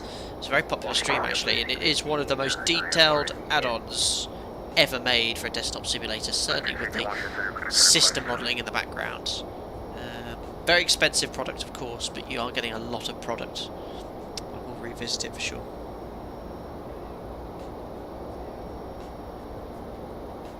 Yeah, so Coda, my interpretation of CFD and Blade Element, I had very little knowledge of CFD. There was a big debate on one of my videos about it. Someone said, oh, but Microsoft Flight Simulator uses CFD, it's superior. I think it's quite limited in its interpolation of, say, a swept wing than, say, Blade Element Theory is. I think Blade Element Theory translates into a more realistic flying experience than CFD. I'm not an aerodynamicist. I don't fully understand how both work. I just fly the thing. You know, I sit in it and I can tell you what an aeroplane feels like. And aircraft in X-Plane, in my opinion, feel more realistic. And I've sat in aeroplanes for 5,500 hours of my life in control, either as P2, P1. hundreds of thousands more sat on the jump seat or as PM. You know, so I've got a bit of say in what I feel an aircraft should handle like, but when it comes to the actual theoretical side of things, you know, it's been. I always feel quite rusty in these areas of topic. I do like to occasionally pick up a book and go through some of the ATPL theory, but a lot of it now it's like, oof. But yeah.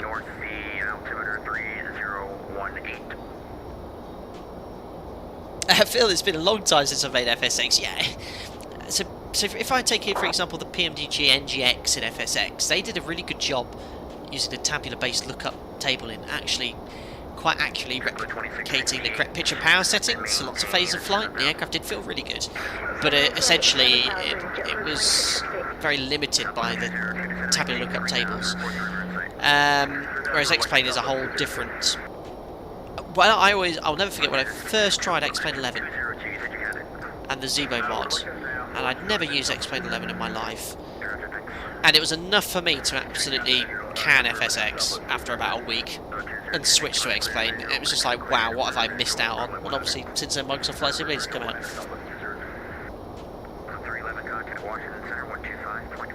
Where's top of descent, guys? 150 miles. We'll start setting up shortly. Approach is going to be in about 20 minutes. Great. No, the 767 and X-Plane 12 compared to the 757. From what I've seen, the 757 is quite glitchy. It's got its quirks to Flight Factor. Overall, it's quite good. In fact, VNAV on the test sector, it was a bit wobbly to start at the top of descent, but it actually did a really good job at maintaining the speeds and restrictions. Again, there's a number of bugs in X-Plane 12 which Flight Factor need to address, and they are doing that. I've always liked the 7.5 though, and 7.6 and X-Plane 11. Wojtek, are you still flying both the NG and Max or fully Max now? I've only flown the Max once. Flew the Max for the first time 3 weeks ago, 2 weeks ago, I can't remember now. Out of base, really awesome aircraft, really outweighed my expectations. The engines, biggest pain in the arse. They take so long to start. I mean, it's 6 minutes by the time you've actually, you know, requested engine start after having 2 engines stable. 3 times as long as the NG. But there's so much more thrust available at lower altitude and on the ground. You just release the parking brake, it moves. Idle thrust has a lot of residual thrust. Speed brakes fly by wire. That feels quite different. It's a lot slippier. It feels a lot slippier than the NG. But handling felt the same. I only, obviously, we don't chuck it around with passengers on board. But takeoff, I did 2 takeoff landings, flew a little bit more manually, sort of than I would have disconnected at 10,000 feet and climbed up to 10,000 feet hand flying. And it felt very similar, quite a little bit heavier. Maybe it's more because it's a new aircraft. When you fly a brand new NG from Boeing, they are quite stiff. It feels like it's more inputs required on the controls, whereas one of the older aircraft, they feel a bit more bedded in. But yeah, had a great time flying it.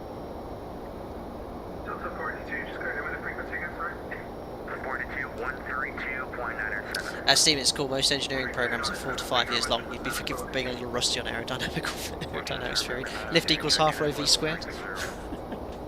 Although NASA say wings create lift in a different way, don't they? Mason had a crazy departure. Dog switched off the main monitor, so I had to fly blind for a couple of minutes. Brilliant. Excellent.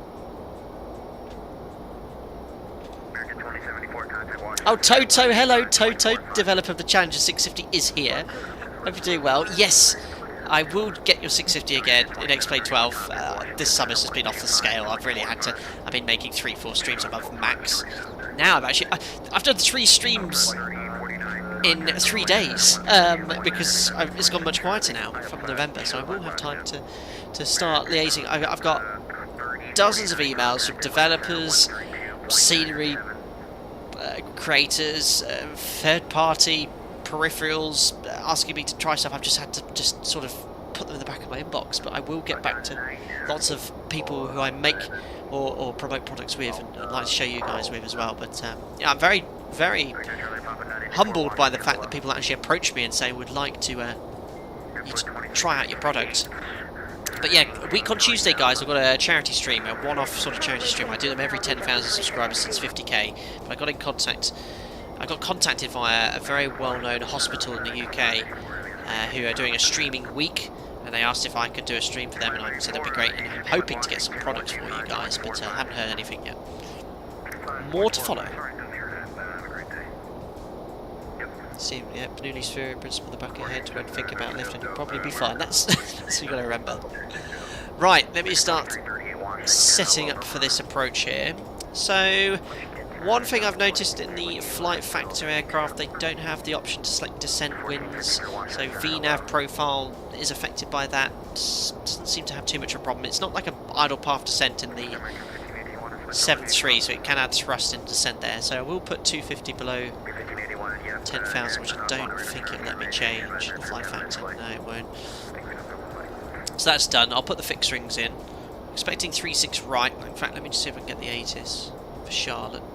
There's so much ATC online. Whoa. Kilo Charlie Lima Tango, where are you? Arrival ATIS.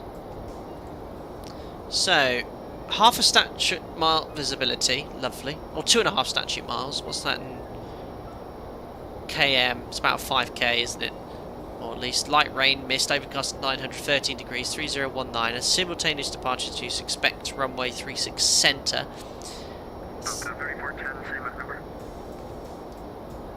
Delta 3010, sorry, we were assigned decimal 83 by New York Centre. Delta 3010, do not go below Hawk 183 for sequencing. Sorry, just say maintain decimal 83, Delta 3010. Can't add or above Mach 183. At or above, yeah, decimal 83 is MMO for me. Okay, disregard. Oh, I can't go any faster. So it's saying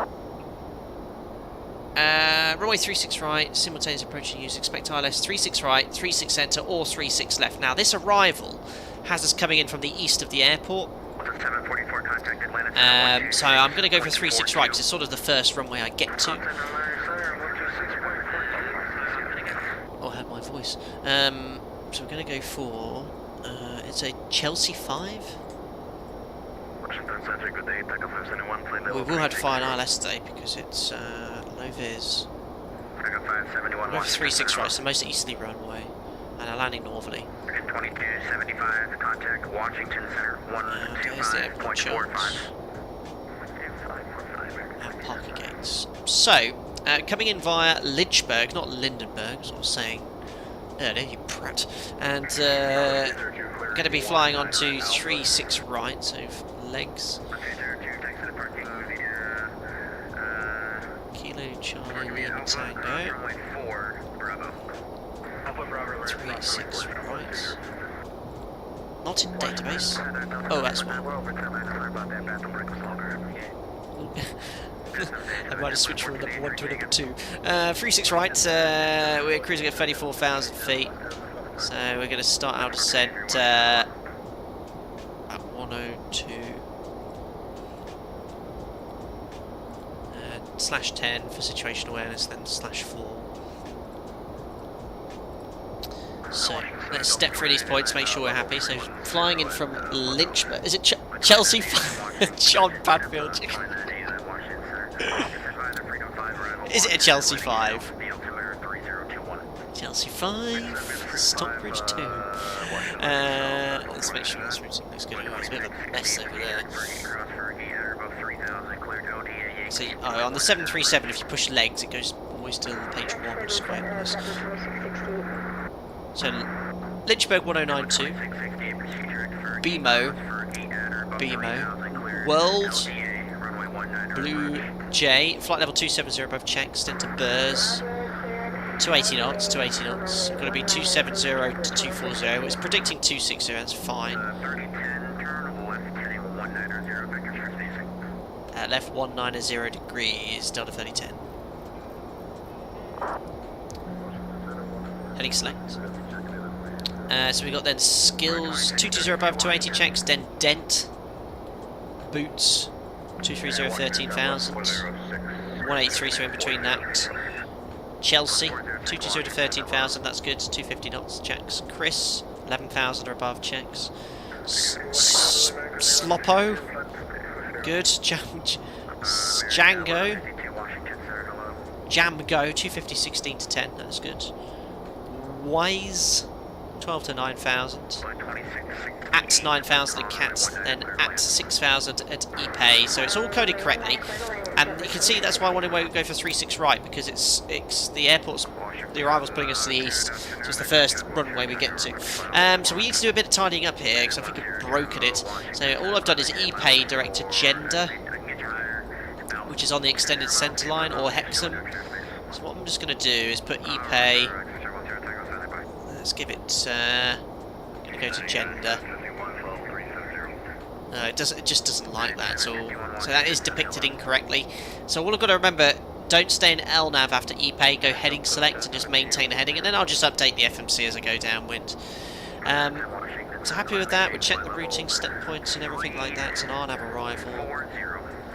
Onto the ILS. Now, because it's a 7.6, it's trying to be a bit like an Airbus, a 777. You don't actually have to set the frequencies. There's no radio tuning navigational panel anywhere. They're all VHF radios here, and the RadNav page is here.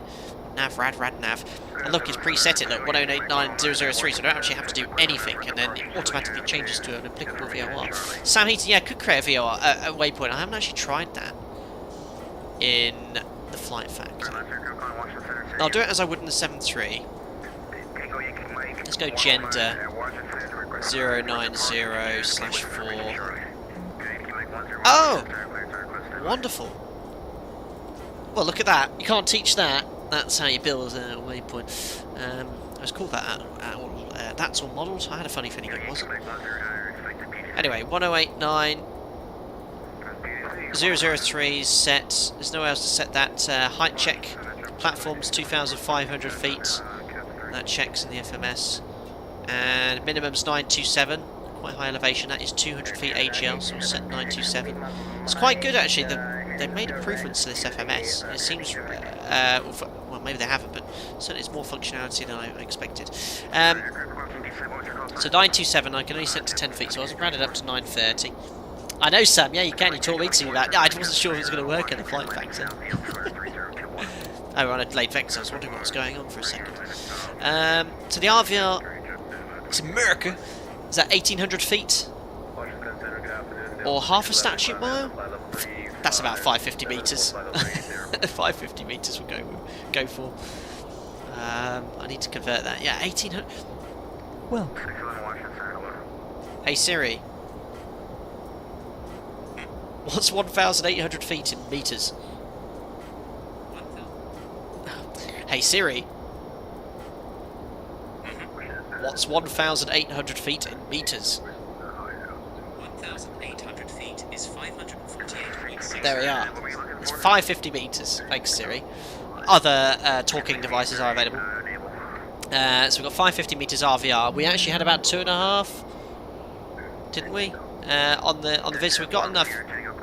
Approach categories and bands are only based off RVR, not cloud based. It was overcast of 500. RVR is what's controlling, so that's fine. And if I have to go around for the 7.6, is there any 7.6 aficionados here? I could go around flat 15, I'm sure it'll be fine. Set go around thrust. Positive climb gear up, climb of 1320. It's only 500 feet AGL. Right turn, 4,000 feet. Off the Charlotte VOR 093 radial to LOCAS. And then as by directed. So that's the mist. How long on this heading? I've been on heading for a while. I'm going off. I don't want to keep the speed up off the beacons. Direct to Blue Jay, Alpaca 3010. Read my mind. Blue Jay, executes. LNAV. So 36 right. I think the main terminal's here, so I'll make a left turn. First high speed, we've got Romeo. We pass 23, we'll probably take Charlie 10, but then we're going to use up a lot of runway doing that. Oh no, actually, it's not the longest, is it? 2,600. So it could be any of these runways, so be prepared for a runway change. But we'll plan to vacate there. I'm just going to go flap 34, order brake 2. I have no idea about the settings and the deceleration rates, but we'll aim for Romeo. I think that'll be quite ambitious. It'll be about 1,800 metres. We'll go with that one. So yeah, you can see when I update it, I'm pretty sure it won't do that and return it, but it could be a 7.6 thing. I update it again though, look, it will redraw a whole new line. Whereas on the 7.3 it'll draw in a curve and then direct to the waypoint. So yeah, I think we've done with everything there.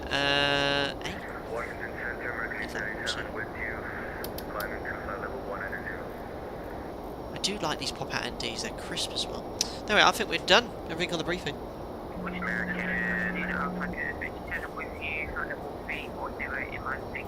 Pillow Pilot, would you say X-Plane 12 is worth the money? I know that's a big question. Sorry, it is a big question. In its beta stage, there's a lot of bugs at the moment, especially with lighting in clouds, which you're going to get today. And I will be flying this approach at night time. I'm 90% sure because this flickering strobing is awful. If you want to use it in the future, and I guarantee you X-Plane 12 will be an amazing sim when it's finally finished, it's worth getting, yes. Is it worth the money? Yes, it is, as well, for a core simulator. At the moment, if you really don't want to deal with the little issues, which are being ironed out day by day, week by week by Lamina, I'd say hold on X-Plane 11 if you've got it. But you're going to get a more or less bug-like experience in Microsoft Flight Simulator. But I'd say, you know, there's a lot of devs now coming on board to X-Plane 12. I still prefer it overall X-Plane to Microsoft Flight Simulator if I look at every single thing, especially with regards to handling. But if you want the all-round decent flight sim experience with regards to how the sim looks, how the great aircraft handle and fly, then probably Microsoft Flight Sim's for you. But I love both. What time's the F1? 8 o'clock? Yeah, it will be done. An hour and a half, isn't it? Until the Mexican Grand Prix. Unflinching, do you find clouds in Microsoft Flight Sim to be more realistic? Yes, at the moment. They have improved the clouds though. Look at the clouds now. There's Ortho down there.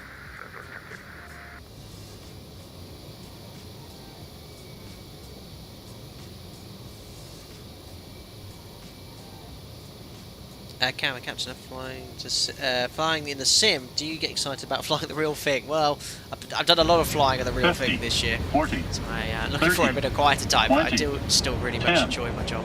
That's very generous of you. Wow, thank you very much, JM, for the $20. Appreciate it, buddy.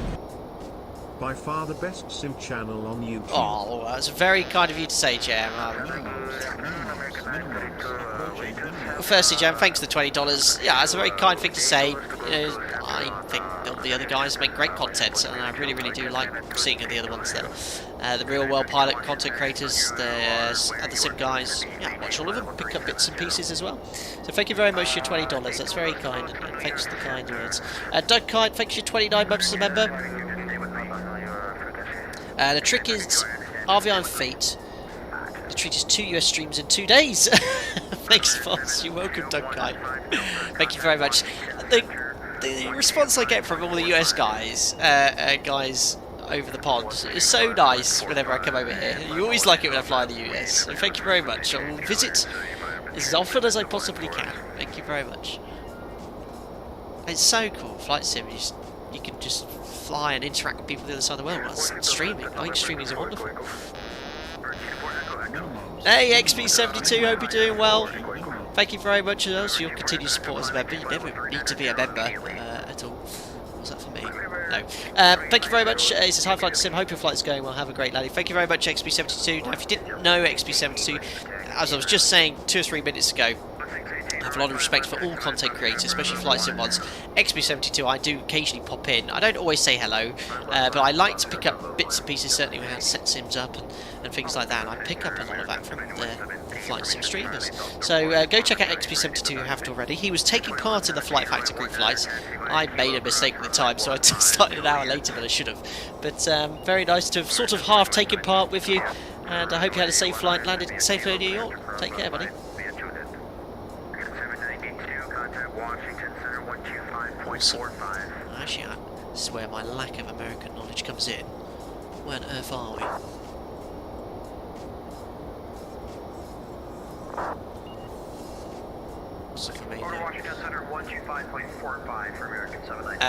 We're over Danville.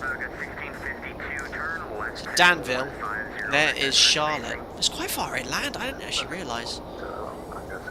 So Danville, Winston-Salem, Salisbury. There you go. Catch good afternoon, everyone. Watching from American Airlines break room in Charlotte. Oh, very cool. Andrew says XB72 is one of my favourite flight sim streamers, along with FlightFactor Sim and British Avgeek. Very cool. I have heard of British Avgeek as well. No, I don't think I've ever interacted with him though. XB72, your time was good because JFK would have not been able to handle the traffic. It was getting busy when we left, but well, it would have been an issue because I would have left an hour sooner, so it would have been actually probably better. But glad you got in. It was getting busy by the time we left. Hey Andy, hope you're doing well, buddy. Drishaw FD2S must be. Q8's, yes, I really do like Q8's content as well. I picked up a lot of bits of information from his videos, certainly with regards to setting things up in the background, and his reviews of products. They're really good. So we're on top of descent, reset MCP. We've still got 18 miles to go. In 1897, descent via dumpster 1 arrival, Raleigh landing east, the Raleigh altimeter 3019er. Well, the flight factor's done alright today. A few little quirks with VNAV, auto throttle. I think some of it is my lack of knowledge on the 7.6 as well, though. But yeah, so far so good.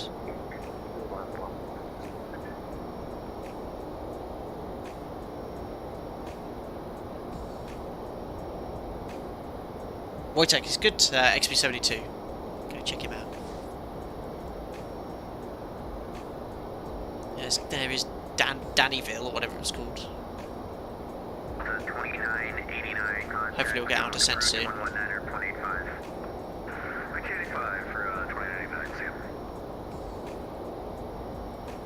Because we're going directly into Blue Jay.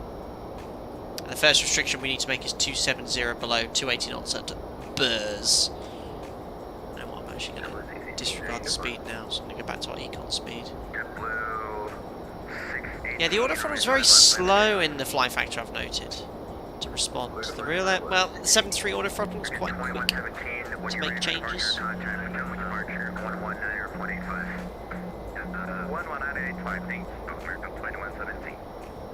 I hope Mercedes get a win.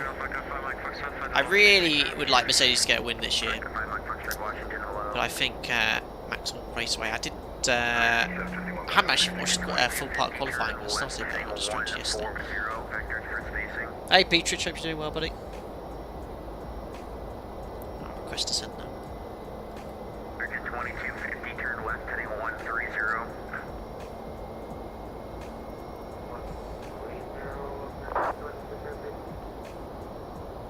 At Delta 3010, request descent. Delta 3010, descend via the Jet 5 arrival, Charlotte is landing north. The altimeter 302, correction, 3017. Descend via the Chelsea 5, landing north at Charlotte 3017, Delta 3010. It is the American way. Descend. They just say descend. Idle VNAV speed. So I'm going to upset a lot of people here, but I do it as per my operator. 270 is the first restriction. We just step down as per the restriction. So getting a bit high on profile is reverted to VNAV speed, which is the correct thing to do. Doesn't want to dive for the path. Drag required, that's a good message too. This is all accurate stuff. Yes, the flight factor seems to level off before reaching the target speed. So as soon as we... I'll get the speed brake out now actually. Speed brake's out, and it's going to maintain the descent speed. And then when we recapture the profile, we'll slow the speed brake. Top of descent in chat, ladies and gentlemen, down we go. Andrew, thank you very much for popping in. I do see your emails. I just don't have the capacity to respond to every single one, so I do apologise for that. I get dozens of emails a week from subscribers, viewers and things like that, so I do read as many as possible. I have seen that you've been emailing a lot. Thank you very much for your kind words.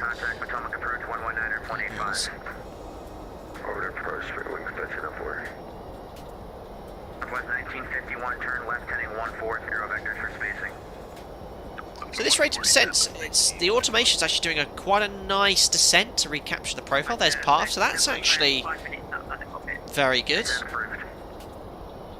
So I think, I don't know if I need to talk to devs directly. I think they've done something to VNAV to improve it slightly.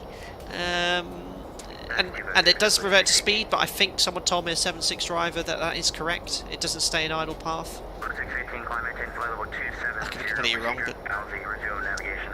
it'll add thrust to maintain speed. Procedure, browsing 27. Anyway, there's Blue J. We can now go to 27. Contact Atlanta Center 126.42. 126.42 Delta 3010. Bye. Washington Center, good afternoon. Delta 1299 descend or climbing to flight level 200 for T30. 2642. 2550 proceed. 3372, appreciate the help for the 320 CM. Perfect. So we might have to go to night at some point, guys, if we get the blinking. It is not pleasurable. Atlanta Center. Hello, it's Delta 3010 descending on the Chelsea 5 altimeter 3017. 3010 Atlanta Center, Charlotte landing north, Charlotte altimeter 3017.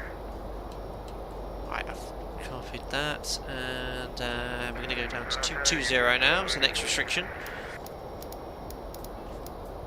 At Skles.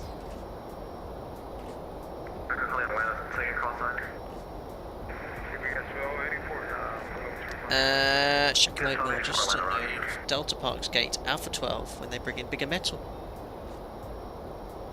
Where's the Delta Gate? So I'll do that then. For the sake of realism.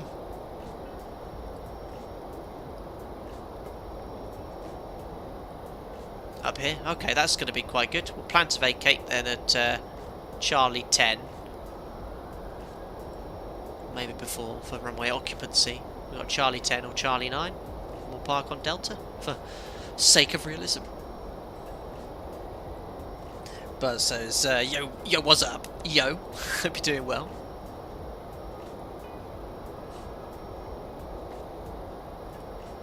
Oop. Whee! What we're doing here is a little bit of a level off. So it's maintaining 220 above at Skles and 280 knots, and it's what speed to 277? Could be the cost index. Cactus, hi flight into sim. I'm torn. I've been looking to finally get into one of the older VOR 9S birds. What do you think offers a better experience? Ooh, good question. Very hard. I like jumbos. Who doesn't like jumbos? And the Felis 7.4 is a work of art. The sounds, the classic experience. If I had to choose one of the two, I'd choose the Felis. Not discounting the Fly JSIM 727. Their 737-200 is also really good. They need to update the flight controls on that though. They're very 3297 Delta 3010. Bye.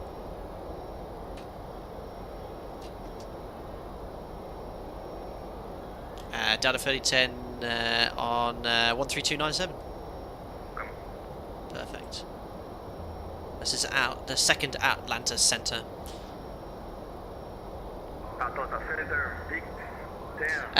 So yeah, the Fly JSIM 7.2 I really like though. I don't think they've touched that for a long time. Hopefully they'll update that to X-Plane 12. But they're great aircraft, both great at replicating the flying of the day. Ben, do you have an idea what the park stands for on the RadNav pages? Absolutely no idea. Here? Eh? Can't see that. Anyway, what's the next restriction at Dent? 16,000 at 270 knots. That's at 16,000. Yeah, the VNAV in this is good. It doesn't do idle path. I think that could be a 7.6, so it has got thrust on. I really don't know if that's correct or not. But yeah, the clouds have improved. What do you think of them in X-Plane 12, guys? They have got better. They just need to fix the flickering, which is what's going to happen when we descend below, and we will revert to night, I think. Oh yeah, the guys, big news for ZebraMon at the moment. If you're updating to the latest version, do have to disable autosave. It crashes X-Plane, the autosave feature. A lot of people reported that. So disable the autosave settings in the EFB until it's been a fix.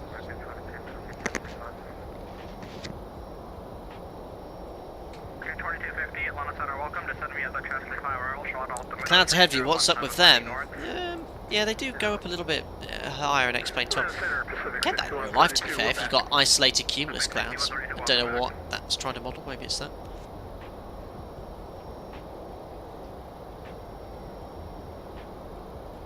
Can't see that lovely ortho I downloaded. But it's... They do, both X-Plane 12 and Microsoft Flight Simulator do a decent job of replicating live weather, certainly with clouds of visibility, and more so now in Microsoft Flight Simulator. It used to be pants, but it's actually quite good. So yeah.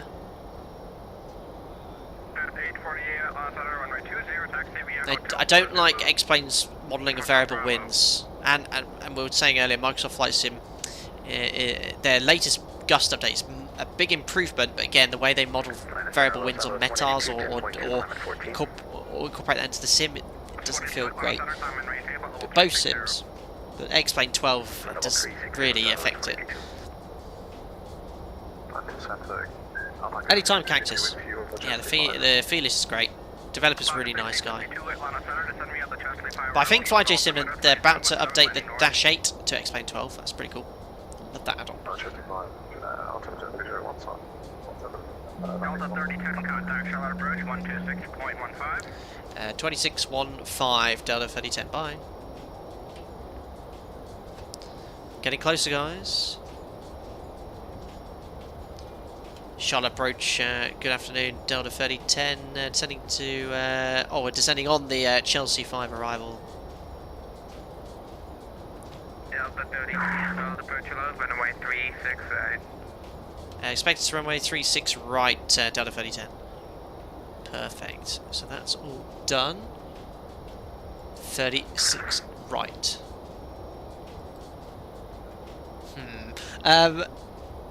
Never had flick. Yeah, I've had flickering. And others have reported issue. It's to do with cloud shadows or something. 744 contact. We'll see what happens there. 127.7. Contact Charlotte approach 127.7. Just doing a good job there. Lima Echo Lima 3, 29 months as a member. Thank you very much for your continued support for such a long time, over 2 years. Hope you're doing well, buddy. Thank you very much.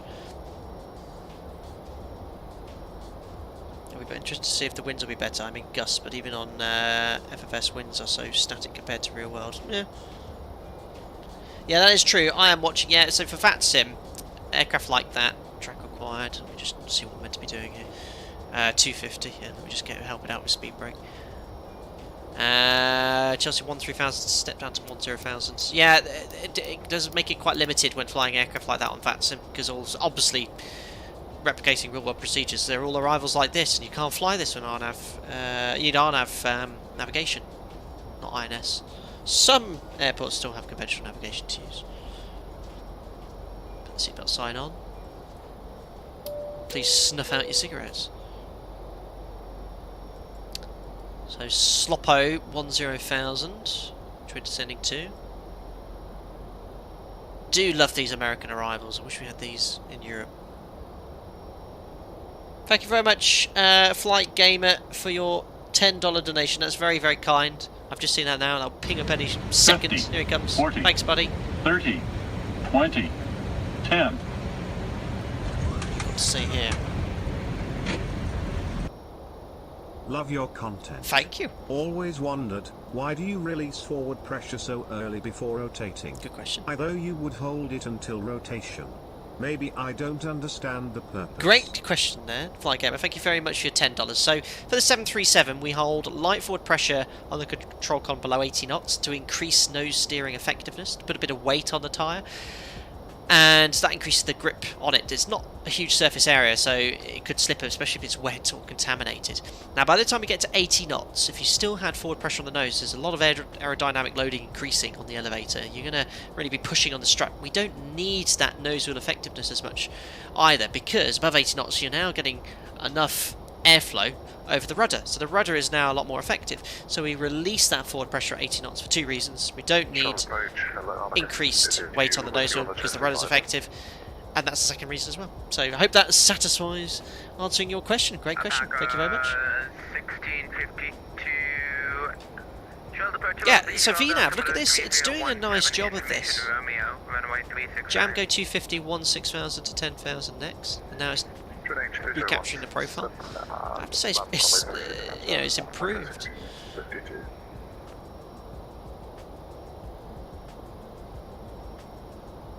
Guys, as soon as we're on stand, I've completed the shutdown checklist. I'll run the giveaway for the Flight Factor product. You'll need to get in contact with me via social media. That will be either Instagram or Twitter, or email me at flightxim@gmail.com. All I'll need is your email address. I'll also need proof that you are the winner too. I'll be taking a screenshot of your profile picture, and you'll also need to show me the logout screen on your Google account too, just to make sure it's you. And then I'll send your information to Flight Factor, and they'll get in contact to organise whatever Flight Factor product you would like to be sent to you. Don't forget to say Q&H. Thank you very much. I forgot I was in America. 3017.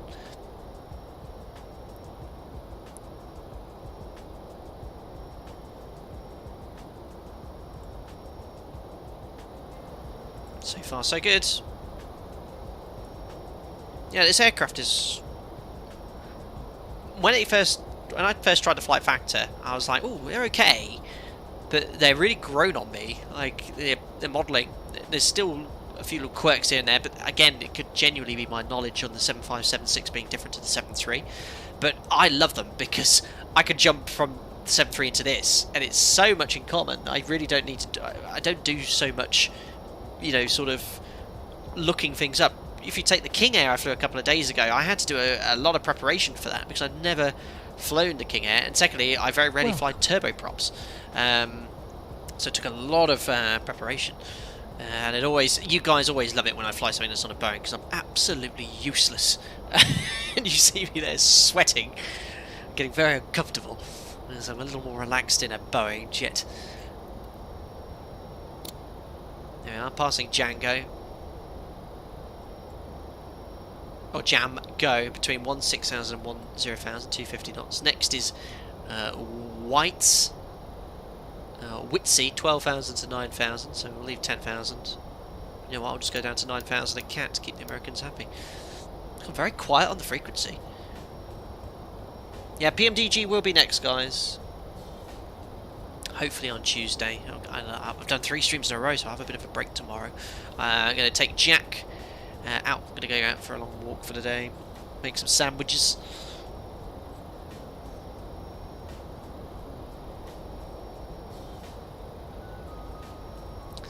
Perfect. Like the sim, guys. You know, don't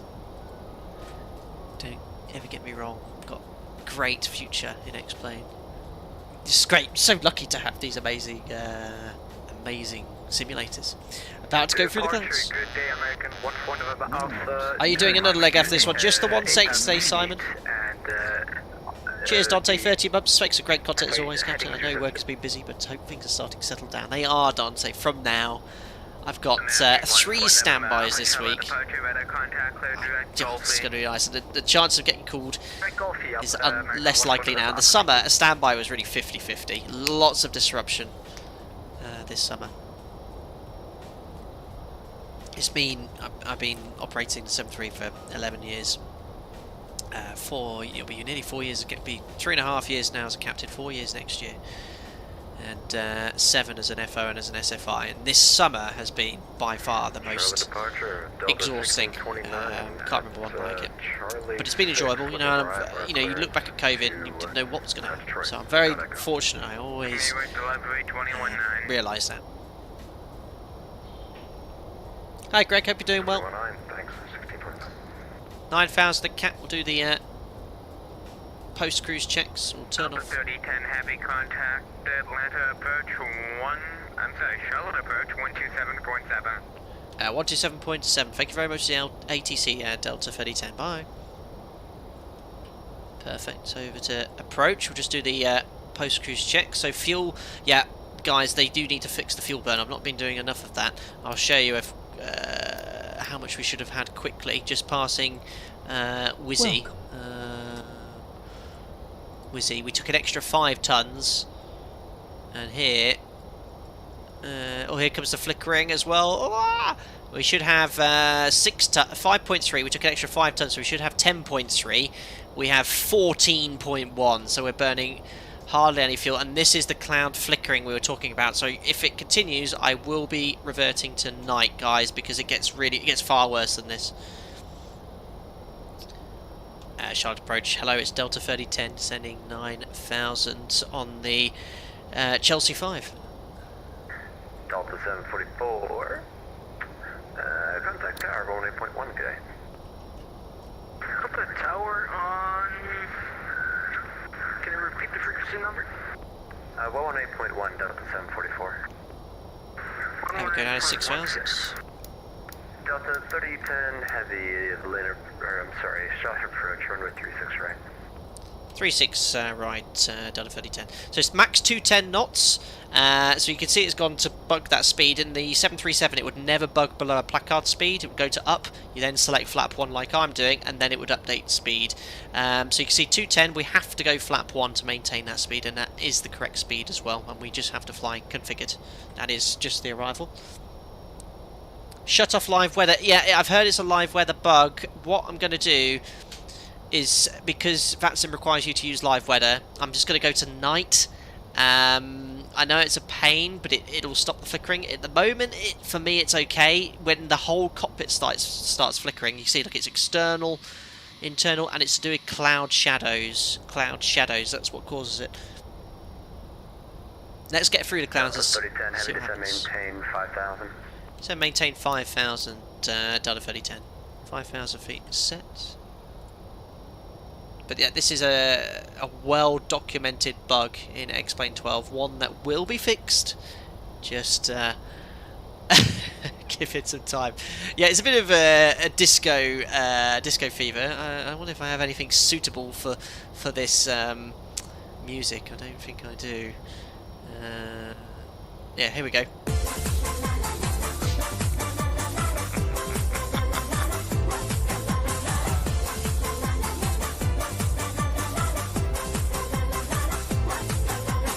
Isn't this the professional content you crave for? Right, 5,000 feet, flap 1, downwind. Match the heading. And we've done the post-cruise checks. How's the flickering? Is it okay at the moment? I think this is acceptable. If it gets any worse, we're going straight tonight. Because it was on the test sector, I was getting a headache from it. I'm just going to turn, in preparation for that, the lighting up slightly. At the moment it's okay. With the music, the flickering looks quite nice. Does the real cockpit flicker like that? Brilliant. It's okay for now, it is, if it gets any worse though. So visibility, remember, at my operator we might be flying this as what we call a monitored approach. I think we're just outside the criteria for that. So what that is, it's flown by the first officer. Captain's looking outside for the lights because we're expecting to see them quite late, and then the captain will take control to land in low visibility. But at the moment it's fine. Yeah, Andy, agree, it's not that bad. When I did the test sector earlier, it was far worse. The whole cockpit was bright, flashing. This is okay because it's only elements of the cockpit. We'll see how we get on if it starts the whole thing flashing. I am flying sort of. Yeah, you can see, look, this is it. It's to do with live weather, and look at it, it's completely borked. It's constantly updating. It might be an issue to try and change the time. But yeah, it's an X-Plane 12 live weather issue.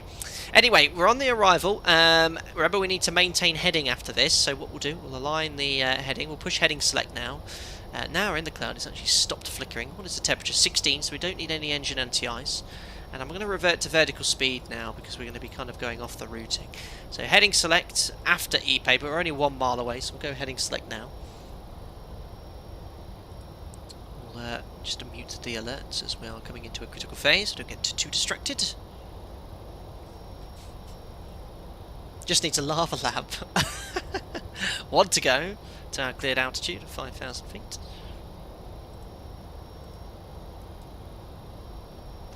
Can you go exterior view for a second? Let's have a look. There we go. Look at that ortho, guys.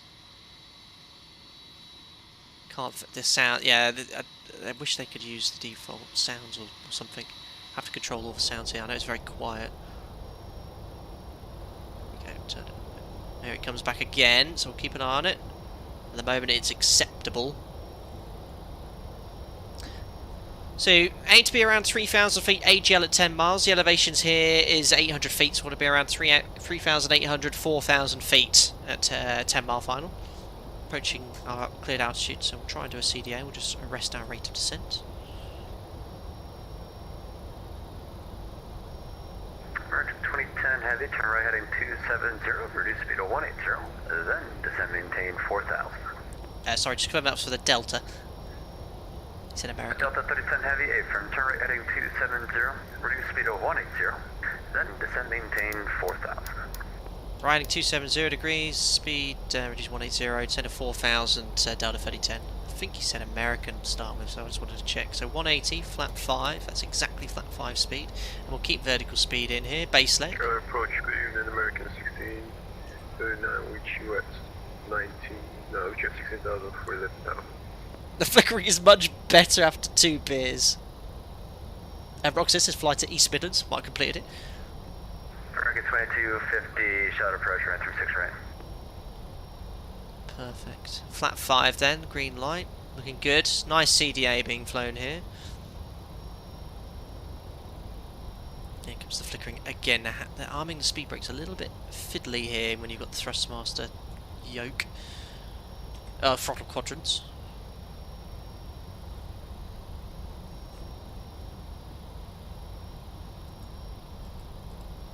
Delta 3080 heavy, turn right heading 340, turn localizer. Riding 340 degrees, Delta 3010. 340, 1 dot. 5 to 1652, descend maintain 5,000. So flickering okay, guys. If you really, some guys are struggling with that, let me know and I can go tonight. Heavy, let's see here, you're going to be 5 miles from Hayu, maintain 4,000 till establishing localizer, cleared ILS, runway 36 right approach. Cleared ILS 36 right and maintain 4,000 till our Delta 3010. Tried to say every call sign I knew. It's climbing a little bit. Don't climb. Just stay in vertical speed. We can Delta 3010 heavy, maintain 180 knots greater to heavy. To Hayu, at Hayu, contact tower 18.1. You have a good day. 180 till the Have and then tower 181, Delta 3010 by. I'm not going to be 180 till Have, I'm going to struggle with that. Right, arm approach. Glide slope capture, missed approach altitude was 4,000 natural flops. I can't do 180 till that point here, it's going to be too fast. Missed approach altitude is 4,000 feet. What was that? Speed brake extenders. I'm not quite hearing you, but reduce speed to 210. Tower active. Oh yeah. 4,000 feet, 11 miles, looking good. Tower, hello, it's Delta 3010 established ILS 36 right at 10 miles. Speed's coming away. Charlotte Tower, welcome, runway 36 right, clear to land. Runway 36 right, clear to land, Delta 3010. So this, guys, is unbearable. This is the flickering I was talking about. So I'm going to revert to night. This is just something that is causing an issues, and it's otherwise it's going to be horrible for you to watch. So I've got speed brake, flap 20, really struggling to lose the speed. I can't get any more. It seems very slippy. Flap 2215. I'm too fast for flap 25, so I'm going to have to drop the gear. It seems to be very slippy. I've got speed brake, flaps out, and gear. I think it needs to be a little bit less slippy here. There we are. It's coming back now. Flap we've got there. Flap 15, flap 20, 215. I can go to. Flap 25, 183. Can go to just, and then landing flap. It's flap 30, which I forgot to select. Flap 30, 145. Just doing a speed brake. And yeah, this is full IFR. This is a proper one there. So landing checklist starts to show need to worry about recalls checked. Speed brake. I'll try to arm. No, I think it's just the thrustmaster quadrant. Speed brake will extend after landing. Landing gears down. Auto brake 2, flaps 30, green light, lights are on, checks complete. So this is proper IMC now. Well, I did do 180 to Heiju, but what about trying? Right, so I'm going to sort of get myself the best view possible Control here. Golf Heavy, shot tower, turn right. It's going to be quite late seeing the runway here. Takeoff, traffic to the heavy on a 5 And you know, you could hand fly this. It's always good to sort of, you know, wait until you visual. There we are. Lights coming into view now. Yeah, morning. Good morning. Shouldn't struggle with minimums based off the latest weather condition. With 1,000 feet AG on the ground's already coming into view. Hold short. Right, disconnecting the auto throttle. My thrust. thrust. Short. Lights are inside. We'll be fine. Checked. Disconnecting the autopilot. Again, I tried to get it all matched up, but I could not get it coded correctly and explain. I didn't know what to select here. I think Flight Factor has its own controls. Right, looking good. That's a good view. I can see the thrust. I can see the speed. Also the flight directors. Don't forget it's the middle of a day here, but the flickering. Oh, it started raining as well. Wipers on, Jim, please. He's fallen asleep as usual. 2 reds, 2 whites. 500. That's a great view we've got. Look at that. But the nighttime just fixes the flickering, and I'll probably stick to nighttime flying until they explain and finally fix that. Look at the amount of aircraft at the whole point. 500 continue. A little bit low. Minimum. Continue. So yeah, we see everything.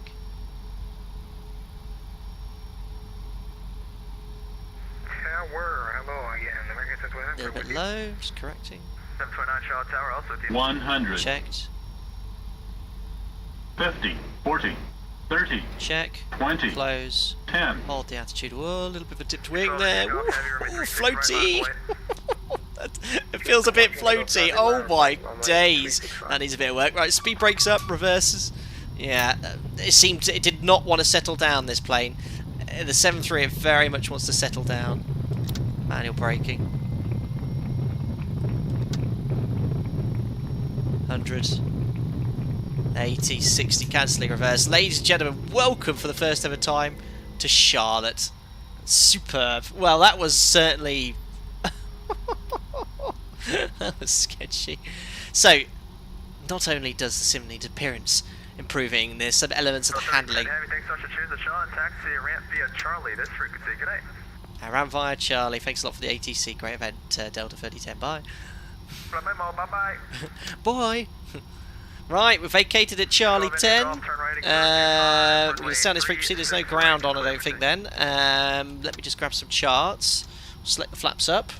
Yeah, that flare landing roll, it just wanted to keep flying. And the Boeing jets, the 7.3 especially, it really wants to once you get below VREF and chop the power, it will go down. It'll just fall out the sky sort of thing. Here I just wanted to keep floating. Now I do try to a degree to do a smooth landing to keep you guys happy, but yeah, that was very, very floaty. It did not want to go down. Now if I go, oh look, the flickering has stopped. No, it's still there a little bit, but yeah, there you go. That gives you an impression of visibility. The flickering's not looking too bad, so we'll keep it as it is for now. But yeah, I think it was the right decision to go nighttime. Because the flickering could have been quite bad. Now we're going to go where Captain Oatmeal, I think his name was, said, going to go on a Delta stand. So we'll carry on here. Where's here? We're right on the corner here, so we'll just take one of the Deltas on the right. We've got an American here. And there's stand 26. Again, this is a default airport. They look so good in X-Plane 12. Really, really good. Although how to enter the apron and get onto a stand, I'm not 100% sure. And there does seem to be a lack of air bridges, but we'll go with this stand here on the right. We'll get the APU up and running. We'll get some taxi music going as well. Yeah, not bad. The VNAV and the actual aircraft behave well. There's elements of the drag model I think needs to be addressed. For example, it was so slippy there. I had speed brake flat 15 or 20 out. I just did not want to slow down at all. I don't know, maybe the 7.6 is very slippy. I don't fly the aircraft. I feel it should be a bit draggier. But, you know, like every aircraft in a desktop simulator, there's nothing that's absolutely perfect. I think it does a great job in replicating the 7.6 experience, so I'm quite happy. I'd recommend the product. I have the whole hangar. There's a little bit, oh yeah, APU generator off bus. Just get a little bit more thrust on there. There we are. I do miss having, when you have add-on airports though, the gate guidance and the exact accuracy, but from a standard sort of just flying and visiting, having default is quite good. Right, let me do the rest of the cleanup here. So lights trim is set. Taxiing in. Flight directors can come off. We'll shut down one of the engines whilst we're waiting for the APU. 4,100. We'll set that to 100. Oh, it's nice to be back in a Boeing jet and a stream. Strobes can come off. We've still got the engine running, so don't turn the anti-coal light off just yet. Probe heats off automatically. APU is running, so that's good. So all I've got to do now is shut the engine off and it should put onto the bus automatically. There we go. It's making lots of 767 sounds. But anyway, here we are, ladies and gentlemen. Welcome for the first ever time on a live stream to Charlotte. Probably this stands a bit too small for a 767, but we made it. There we go. Parking brake check, said Dennis. Did I not set it?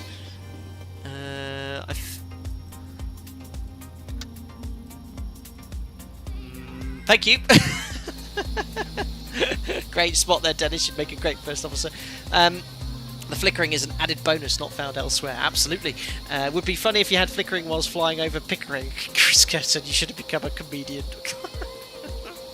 Andrew, was the float down to the sim aircraft physics? Yeah. It was very floaty.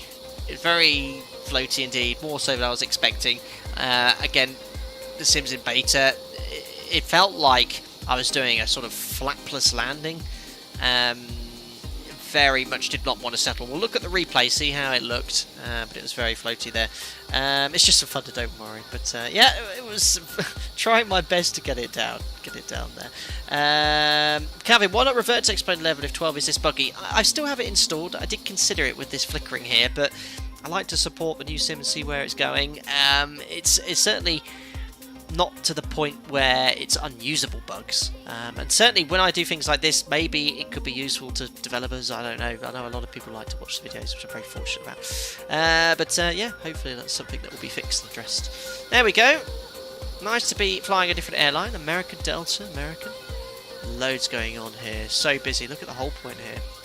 It's quieted down slightly. We've got alpacas coming in. God, that external sounds a bit. I think we'll just turn those down slightly.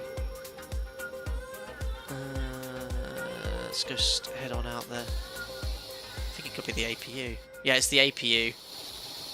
It's okay. I'll just turn it down slightly. We'll enjoy the music. But there we go. Guys, would you like to win a Flight Factor aircraft? Or have a chance of winning a Flight Factor aircraft? I'm sure a lot of you are here to take part in the giveaway. So let me get that set up in the background. This is a gift from Flight Factor to the community. So a massive thanks from them for allowing me to host it and give it to one of my subscribers.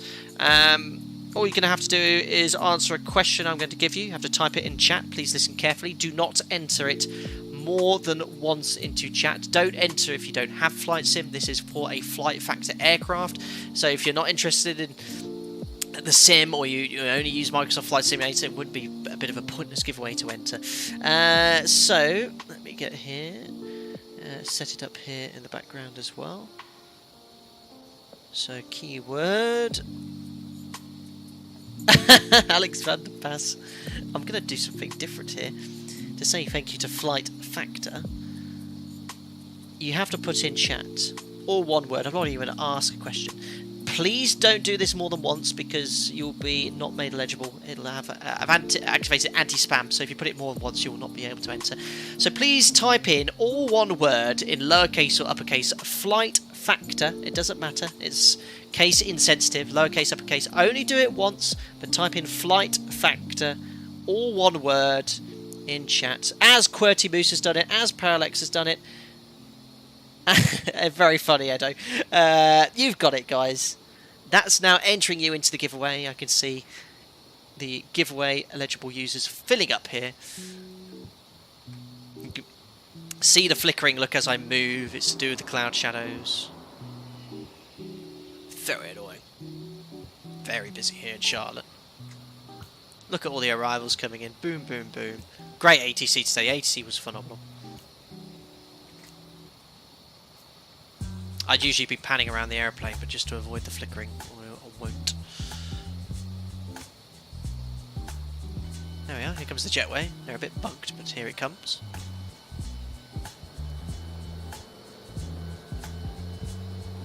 Keep it going. Lots of puddles. The puddles do look great in the sim. Obviously it has been raining here recently. I've never flown Delta in my life. I've only flown US Airways, which I don't think exists anymore. I flew an A320 US Airways flight from Phoenix to San Francisco in 2010. Jetway operator was on a break. They often are. I've come to a lot of flights actually, they're not there. You have to wait 5-10 minutes.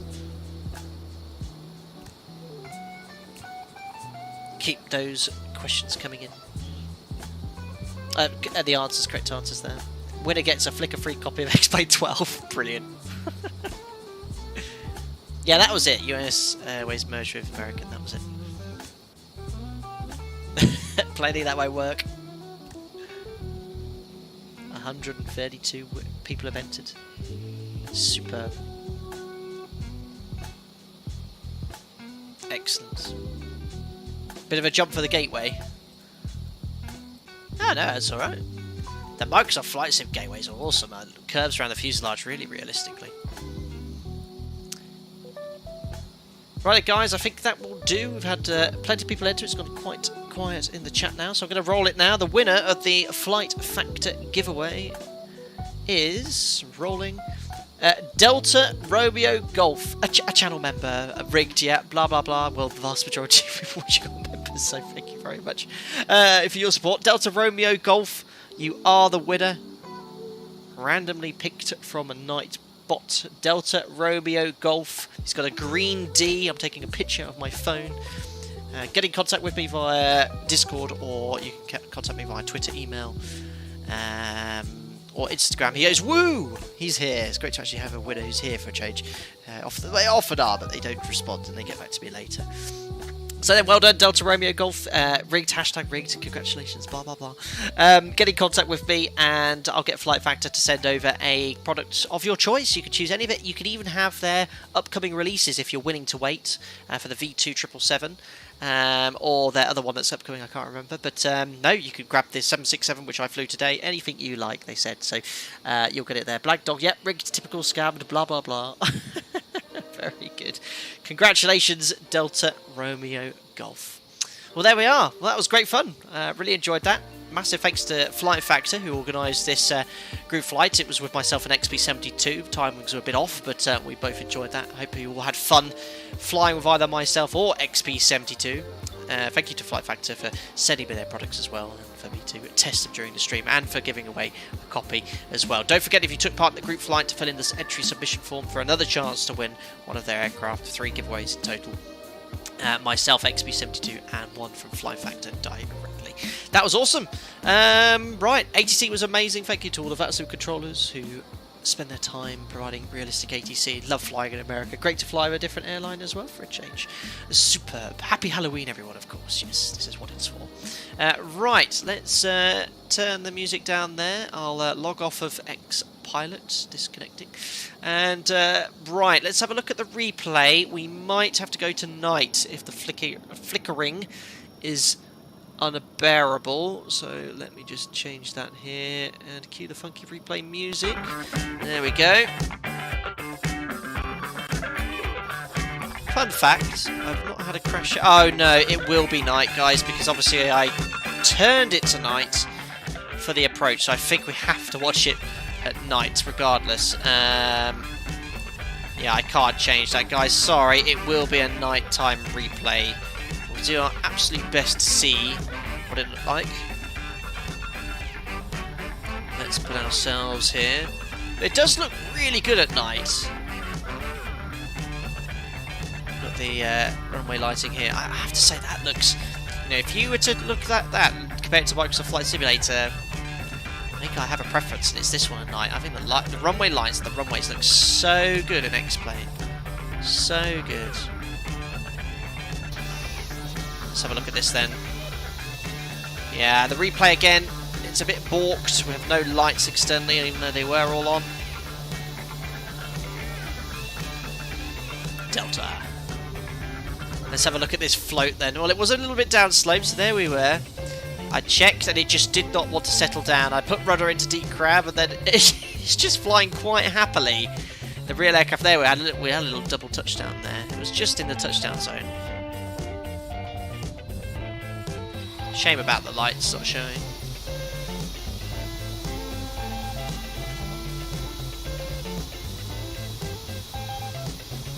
Nighttime float, so float, float, float, and then look, it really wanted to float.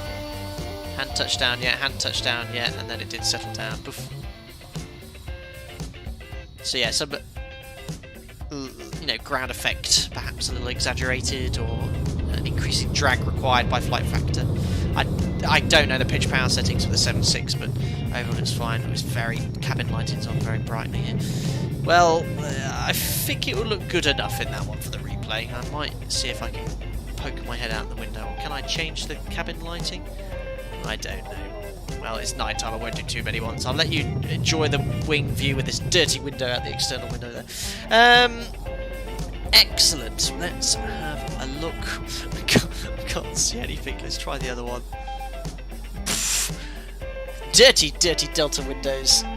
Well, no, let's do it from there. Guys, thank you very much for taking part in the stream today. I can't see how close we are to landing. Quite close. Thank you very much to Flight Factor again for sending my products and for all the donations. Appreciate it so much. Appreciate it. Don't feel ever need to donate. Just enjoy the stream. Like the video. I do appreciate that. Subscribe if you want to stay up to date with the content. To the members for your continued support, thank you very much as well.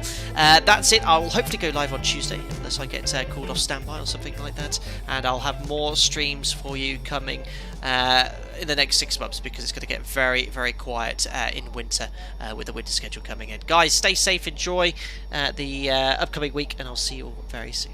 Bye bye for now.